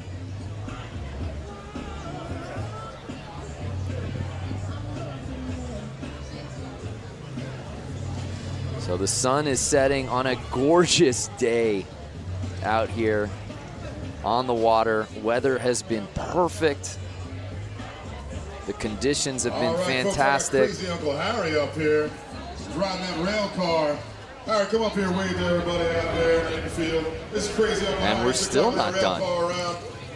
Look at that sunset. Come on.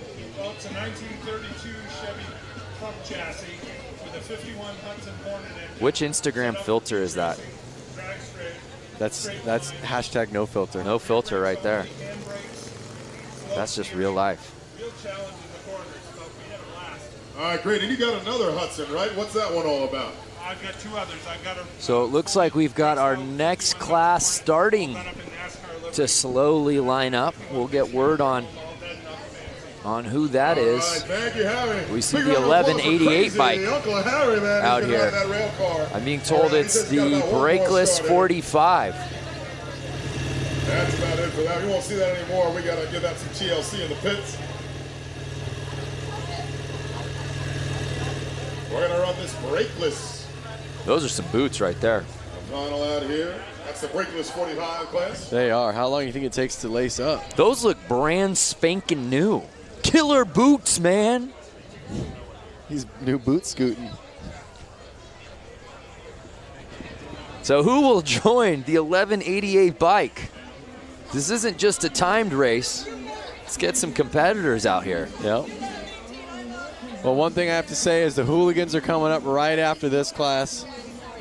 And I'm excited to see those guys bang bars. Yeah. You know, Ooh. Rubbin's racing. Chad Mata with an interesting idea pitch. Hot Dog Man on a bike. Maybe for that last hooligan race, we can get him out here? We've definitely already signed a contract with him. I'm actually representing him now, by the way. He's my client. So it's all got to go through me. Holy cow. I'm going to get my 10%. Believe you me.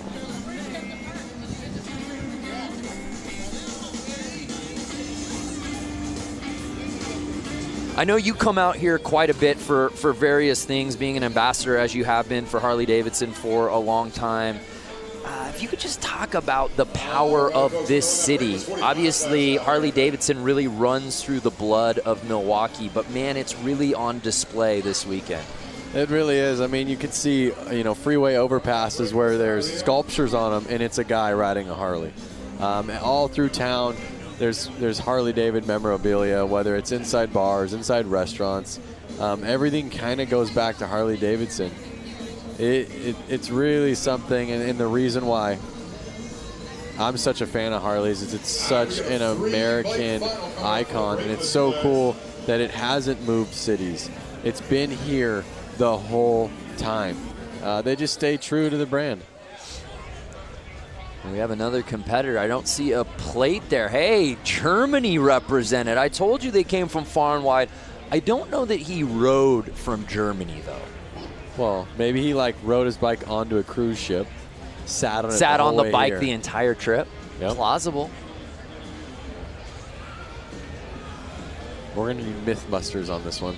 That's what's been really neat, too. And on top of obviously seeing all the different bikes and where they're coming from, but seeing the Harley clubs, those riders, and seeing the different patches and the different vests, that's been really neat. Yep. There's everybody's favorite flag girl. Oh, wow. Kuwait. Look at that shirt. Come on. That is amazing. It's a very cool shirt.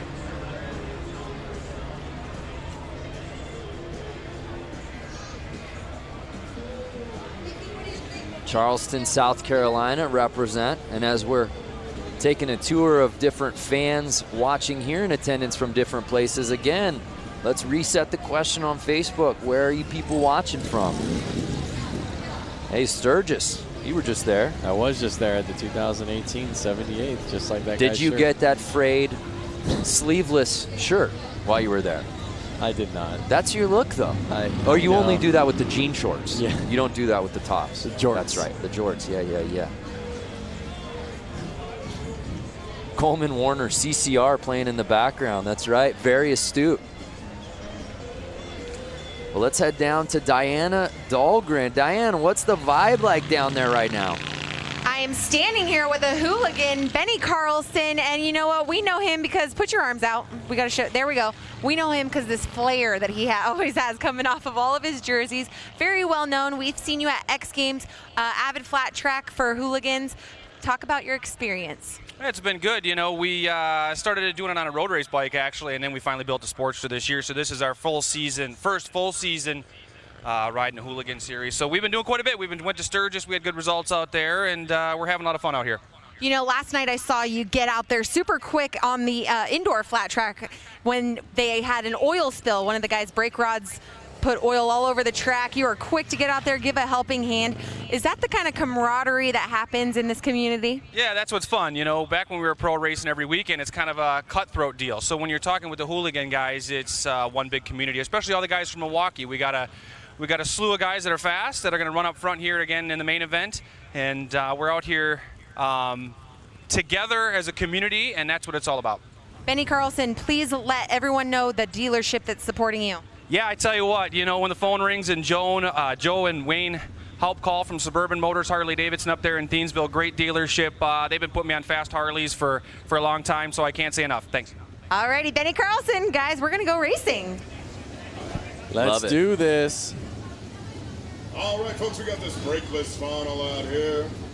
Brakeless. So, brakeless 45s. Have you ever ridden a bike that was brakeless? I've never gone brakeless. Not with a motor on it. I've done a brakeless BMX bike.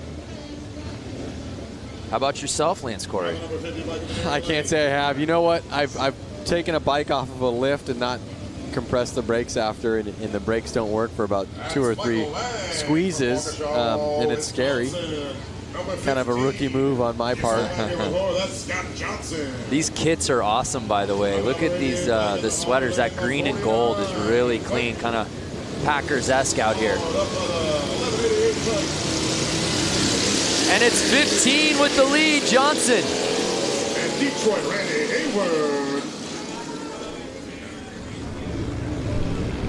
Johnson, I believe, took it away in the last one. Am I correct? That is correct, sir. Yep. Building a really nice lead as he's hugging the outside. Got it squirrely there for a second. This is the main that Warren was involved in. That's right. He went up and over that berm.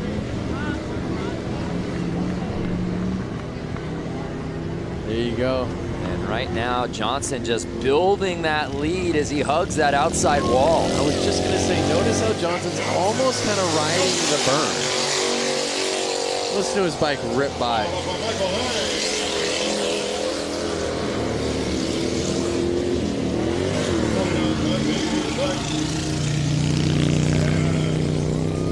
Detroit, Randy Hayward. Uh-oh, we got a bike stalled out in the corner. Well, I don't know if it was stalled out, but it was stuck.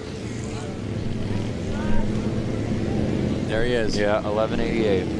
What's going on with his bike? In the new boots. New boot scoop. Notice some of these guys like himself, they're not wearing glasses, goggles. I mean, you get one roost. Yeah, these are brave men. I mean, we're talking about sand here. Look at that, riding the berm. Yeah, Johnson just leaving no doubt about it. Whoa. Oh no! Just as I say that, he makes things interesting, but he's built such a lead, Lance. Don't speak too soon. Awesome shot on the straightaway there.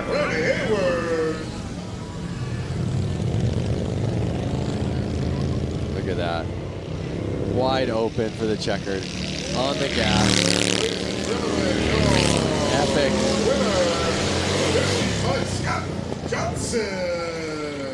So Scott Johnson takes the checkered here in the brakeless 45 class. Yep. And he went out front. He owned that race. Yeah, there was no doubt. got the whole shot, rode outside early, and then there was no looking back. Let's take another look right out the gate. Just so much control right from the start. He had it in his eyes. He had it in his brain. I'm going to be the first one in corner one. I'm going to rail these corners, and I'm going to take home this checkered flag. Scott is a local, so, you know, did he sleep in his own bed tonight? Was he the most comfortable? Was he secretly training on these beaches? Big round of applause for Randy, everybody. Detroit. Yes. Nearly a 90-year-old bike. Yeah, just incredible. 1929. So awesome. So Scott Johnson, he did make it interesting a little late, but again, just had such a sizable lead. No one could catch him.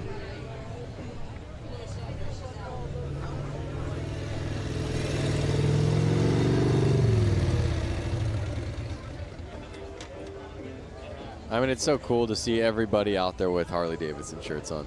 You know, I mean, it just shows you that Harley means that much to them. Yeah. You know, it's like all of these people out there, they have any shirt that they can wear, any shirt they want to wear. They want to wear a Harley-Davidson shirt.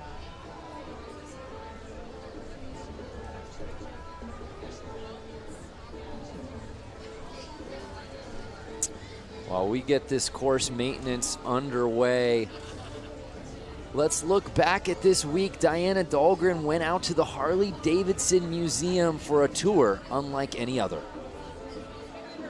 All right, ladies and gentlemen. Years ago, two friends, William and Arthur, came together to create Harley-Davidson. We are going to show you a little bit of the history, culture, and most importantly, the bikes here at the Harley-Davidson Museum.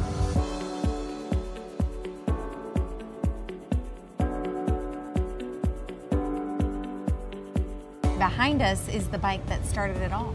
Yep. Which is gorgeous. The oldest Harley-Davidson in existence. Both Bill Harley and Arthur Davidson were really avid bicyclists, and Bill Harley actually worked for a bicycle company here in Milwaukee, and their first project was to build a motor to literally put in a bicycle. You can see how they kind of shaped the frame so that it would embrace the engine, and that kind of set the standard for what we still do now. Can I write it out of here? Well, first of all, you'd have to guess it out. This is actually dated July 20th, 1901. This is original. So this is the original drawing from Bill Harley And for, where did you recover? for How a did bicycle. you recover this? The Harley family saved it. They had the foresight to save stuff from almost the very beginning. Over there is the book from 1907 when they incorporated, and they actually began a program of saving at least one bike new right off the line in 1915. Wow. And we do that to the present. When we were back there, you know, you look and this looks like a whole motorcycle. Right. And as you walk in, Wow, I didn't even notice that till now. That's amazing. See, it This works. thing's completely taken apart. so, you know, the idea here in this whole room is to give people, you know, a sense that the engine from the first bike we built today is the, you know, real heart of the motorcycle, both, you know, obviously from making it go, but from a design point of view, we always show that beautiful engine like it's a jewel in a setting. We want to give people a sense of, you know, how these things work, and we make it interesting.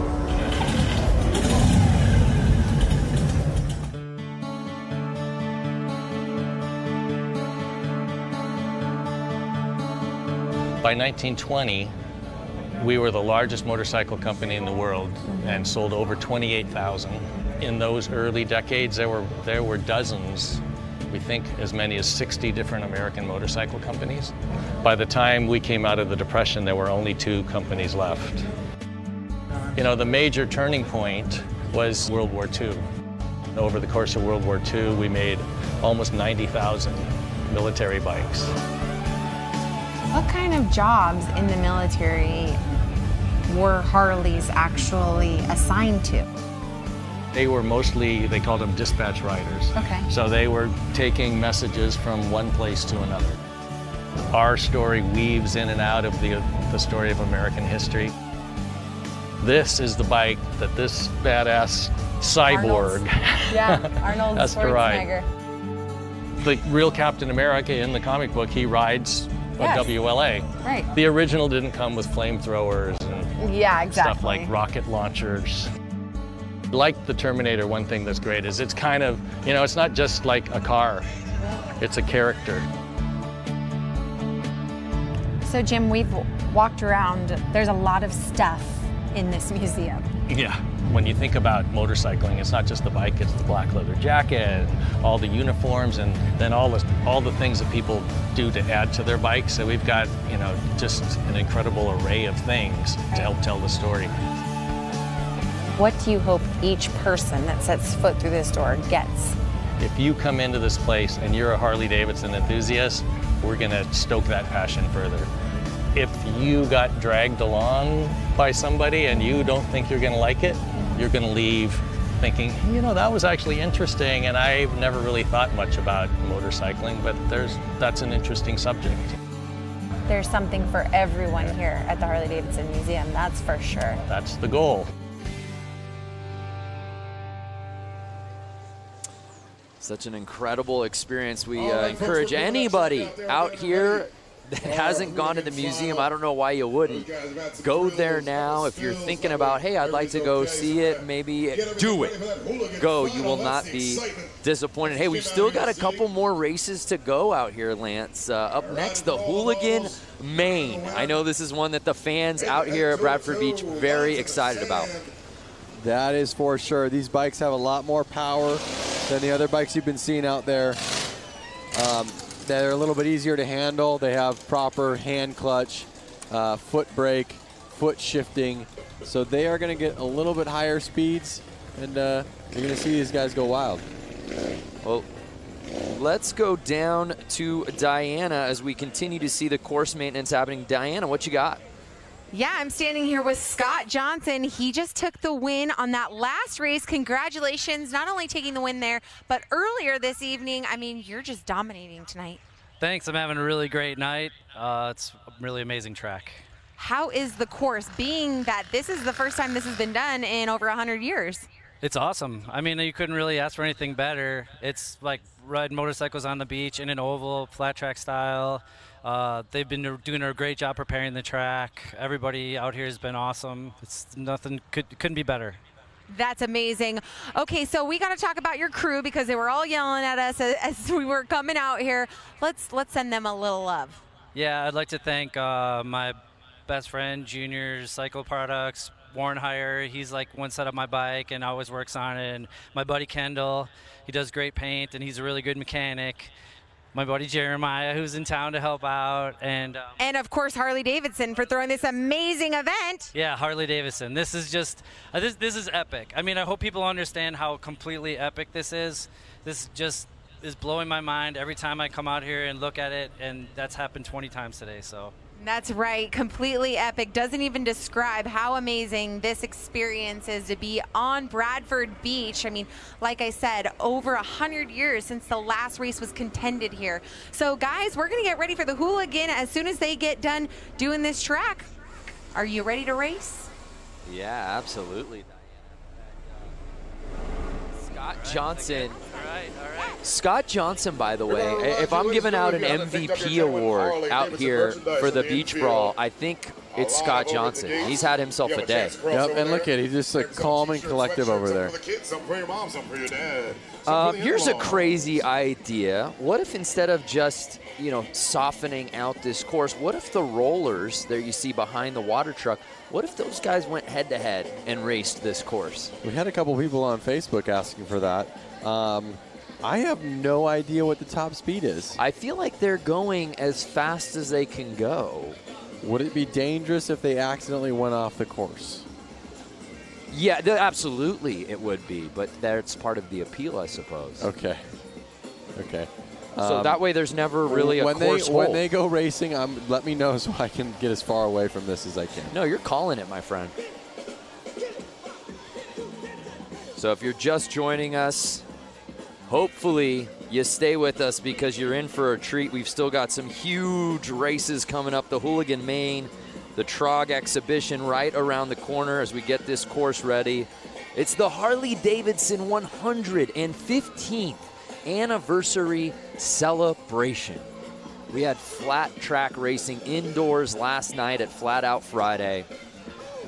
We had a hill climb out earlier this morning at Little Switzerland Ski Resort. And we end our night out at the beach. All right, folks, we're wrapping up the track maintenance. We're sending these boys around for the Bradford Beach Brawl.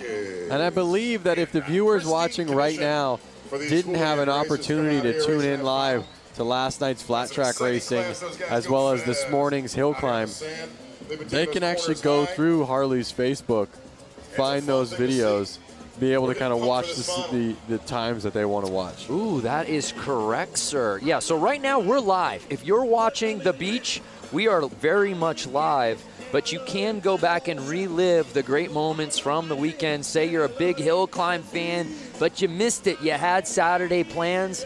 All good. Go find the video of all the races. We got a cornucopia of highlights for you to go watch. Go find the video of JJ launching his Sportster up Little Switzerland Mountain. Was that ever a run? Let's head back down to Diana.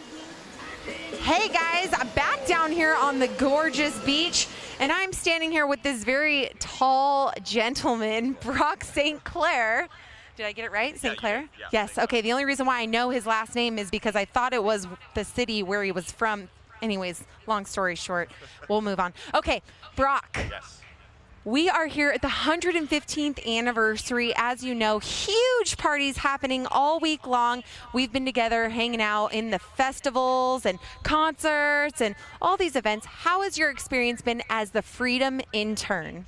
Undescribable. I mean, it's been such a life-changing experience, and it's so much that it's really one of those things where right now there's so much happening. It's incredible, but I know that in the future, especially, I'll look back and be like, oh my God, I actually did all those insane things. But yeah, no, definitely amazing. And it's incredible to be a part of this anniversary and all the excitement involved. Let's tell everyone what the Freedom Intern Program is. Explain to everyone who's watching. Sure. So myself and 7 others were given motorcycles, given training, and we've essentially traveled the country and gone to motorcycle events, gotten invested in motorcycle culture, and captured our experiences, documented on social media, and had a really great time doing it. He forgot to mention that him and 7,400 other people in the world, 7,500 other people applied for his position. Only you and 6 other people got it from all over the world. Tell us where you started for the ride home. I started in the Northeast. I was in Boston, and I met up with the crew in York, Pennsylvania, which is where the plant is. So we got to tour, and then we rode back with the crew. They were all great. It was super fun. And go through the rest of the Freedom interns. Where did they start? Or where were they riding this summer, I should say? Okay, so Tessa and I rode out to the West Coast initially. Alex was down in the Southeast. He started in Florida and then was all about, I think he went all the way out to the West Coast too. Has done like 11,000 miles. He did the Iron Butt Challenge, actually, which is 1,000 miles in a day, which is insane. Emma's out in California. Han has been up in the Northeast through Maine. He's from Ohio, and he's been really just all over. I mean, like, we've seen so much of the country in such a cool way. I mean, there's no better way to do it than on a motorcycle, so really awesome. Well, these 7 Freedom interns, they went through extensive interviews, and they were the lucky winners. Congratulations. Thank you for representing our brand, Harley-Davidson, in such a wonderful way, showing young people as well. He's only 21 years old, showing the young generation that they can take out a huge hog, a street glide, and roll it around the country, 14,000 miles worth, give or take. So thank you so much, Brock. Thank you to the rest of the Freedom interns. We hope to see more Freedom interns next year and the years to come. Hopefully at the 120th anniversary, we'll see some more, and we'll see Brock come with, hey, maybe a wife or kids. All right, guys, we're going to take it back up to you. Hashtag Find Your Freedom. That is such an amazing program. You know, I applied. Didn't even hear back from admissions. Yeah, because you weren't going to college, train a real intern. Oh, is that what it is? I think they said they were out of college. Or oh, that makes me feel better then. Why I didn't get in. I would love the job. Absolutely. Hashtag Find Your Freedom. Learn more about it online. Whether you ride bikes or are wanting to get into it, there's no better program, especially for young people. That's just absolutely amazing. Imagine getting into the culture, getting to document everything for social media. Are you kidding me? Be rad. Sign me A up. battle of man, machine versus sand. So the course looks good to me, Lance Corey. I feel like the show must go on. The show must go on. We have the flagger girl out there getting ready over at the starting line. You having fun? I see you out there. All right now. Look at those colors. Yeah, everything is just absolutely outstanding out here today. Weather's still so good. We've still got some sunlight to work with here. And as long as we got sun, we're racing. Yep. If your friends are calling you up, wondering what you're doing right now, they want you to come help them move a couch. They want you to come help do some yard work, spread some mulch out. You tell them, I can't do it, bro. All right, so it's I'm at the Bradford Beach time for that Brawl. hooligan That's right. main. Curious for those fans watching at home, do you have a favorite hooligan? Do you belong to a hooligan club yourself? Be sure to tag Harley-Davidson, tag all that stuff, tag the Racing Gentlemen, hashtag Bradford Beach Brawl.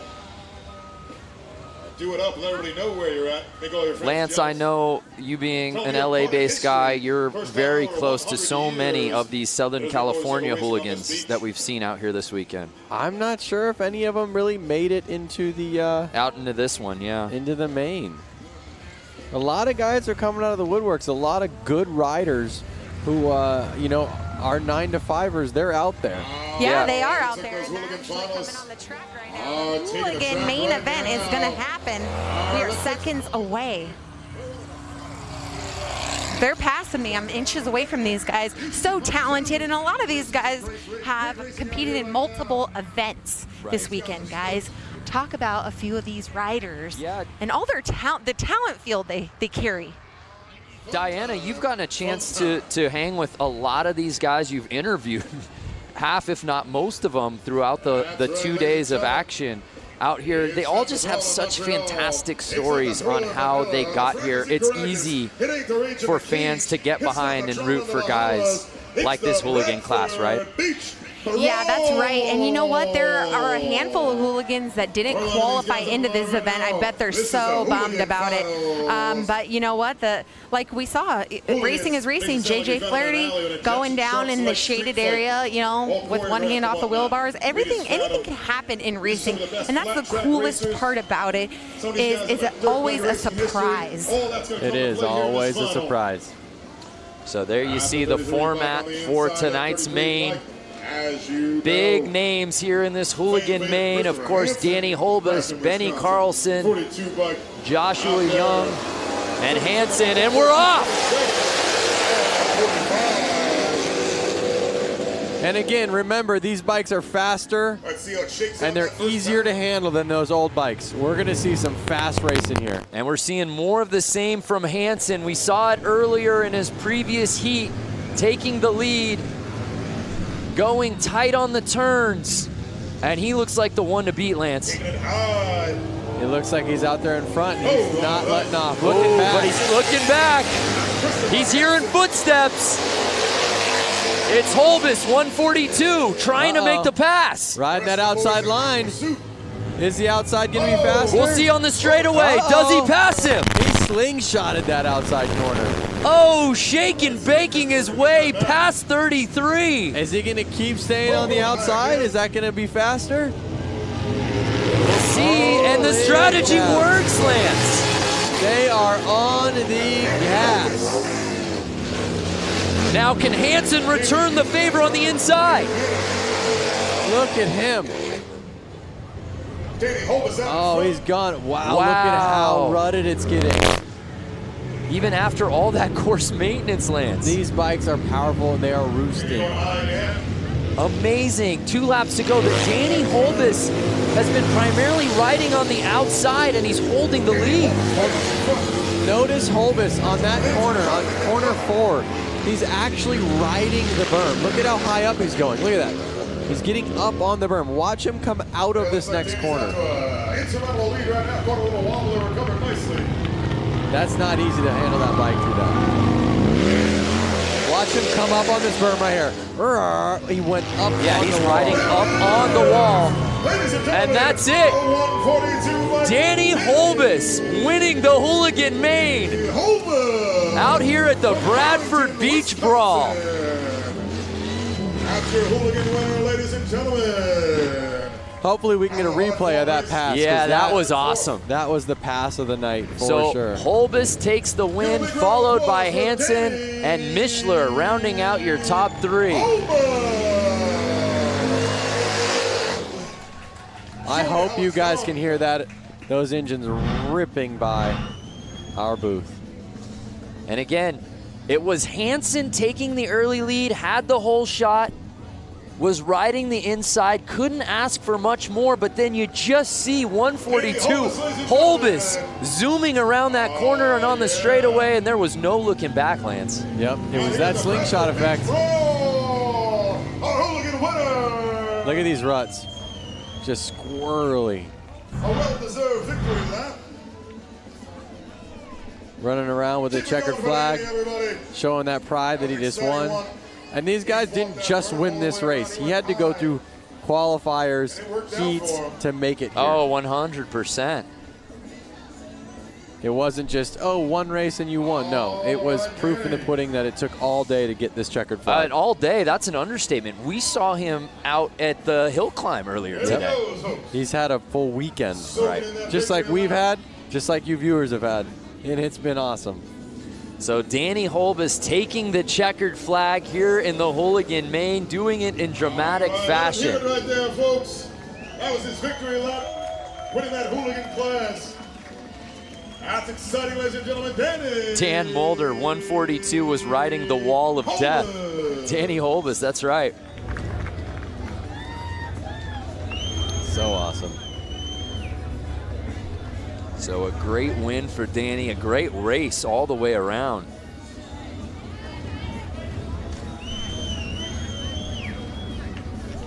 Sometimes you wanted to sit here in silence, just staring at it like in awe. Should we just not talk for the rest of the show?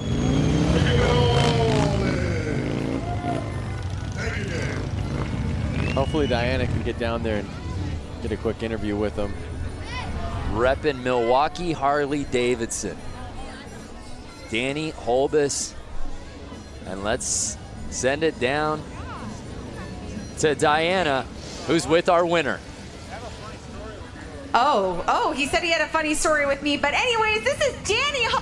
Big round of applause for our Hooligan winner. This has got to be such a special feeling for you here this weekend. Huge party happening, and you took the win for the Hooligan class. Yeah, I'm super pumped. I have so many friends and family here.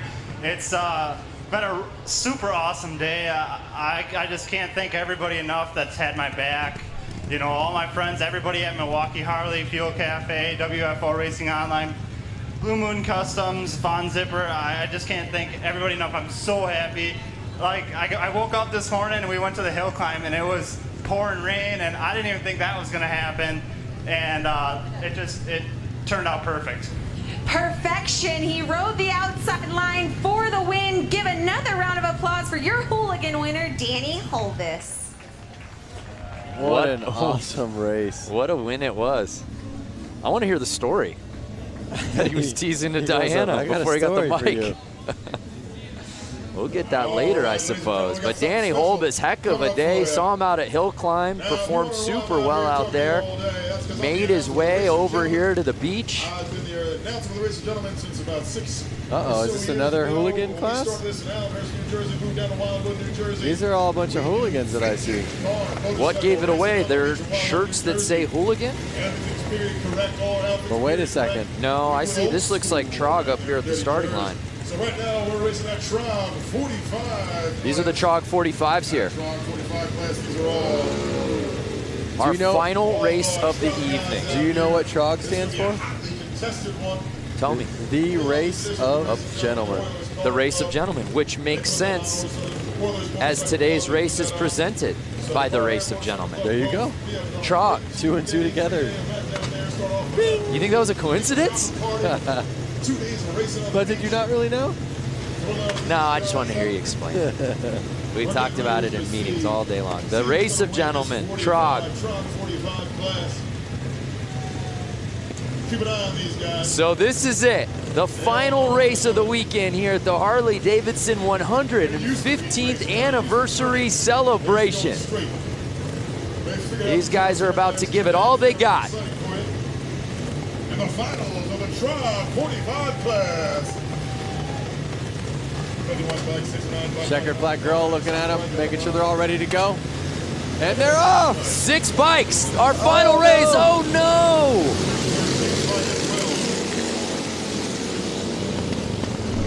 And it's 69 taking the lead early. He's to the outside, leaving the door open.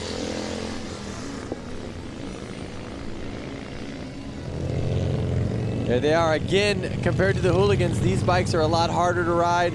Yeah. No hand controls, and not as good of suspension. A little bit slower engines.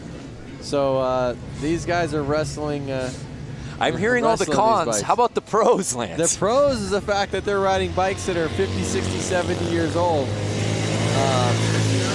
and they're keeping the dream alive. You know. So it's the bike 69 with a sizable lead. Something is really going to have to go south for him to lose this thing.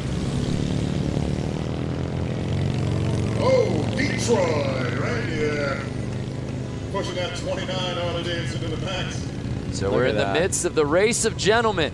The 69 gives a look back. It's our final race of the evening. On the gas, their hands got to be tired, their arms, their forearms got to be tired. One more flag. Final lap of the weekend. These guys are going to lay it all out on the line right here, right now. Trying to chase him down. Uh-oh, making it interesting. They're getting tired, the track's getting rough. Currently in third. Can they keep it together? And Detroit, Randy Hayward. He's cruising now, Lance. Yeah, he's exhausted. You can tell, these guys are beat. And there it is, the checkered flag of the night. 2018 races are in the books. 69 putting it down on the final race of the night, and the race of gentlemen officially in the books here at the Bradford Beach Brawl.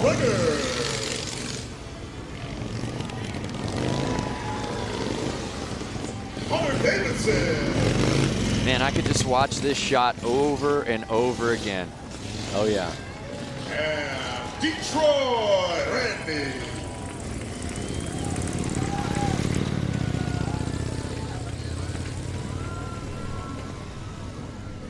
Look at that city. City of Harley-Davidson.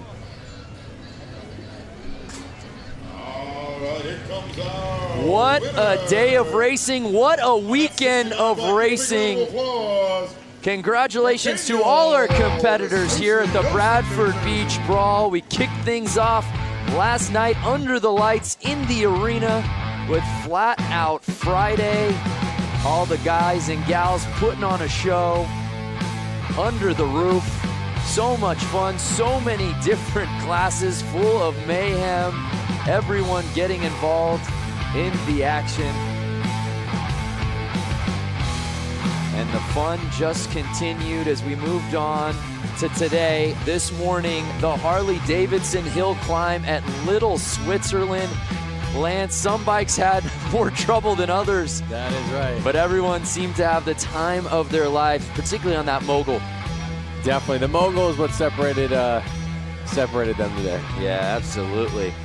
The riders and the fans alike pushing all of the extremes, the pouring rain, and then we wrapped up our weekend of racing with all of our classes out here for the Bradford Beach Brawl presented by the Race of Gentlemen. It seemed like every class had a little bit of everything. Been awesome. What a weekend of racing. Thanks so much for watching the 115th anniversary Harley-Davidson celebration.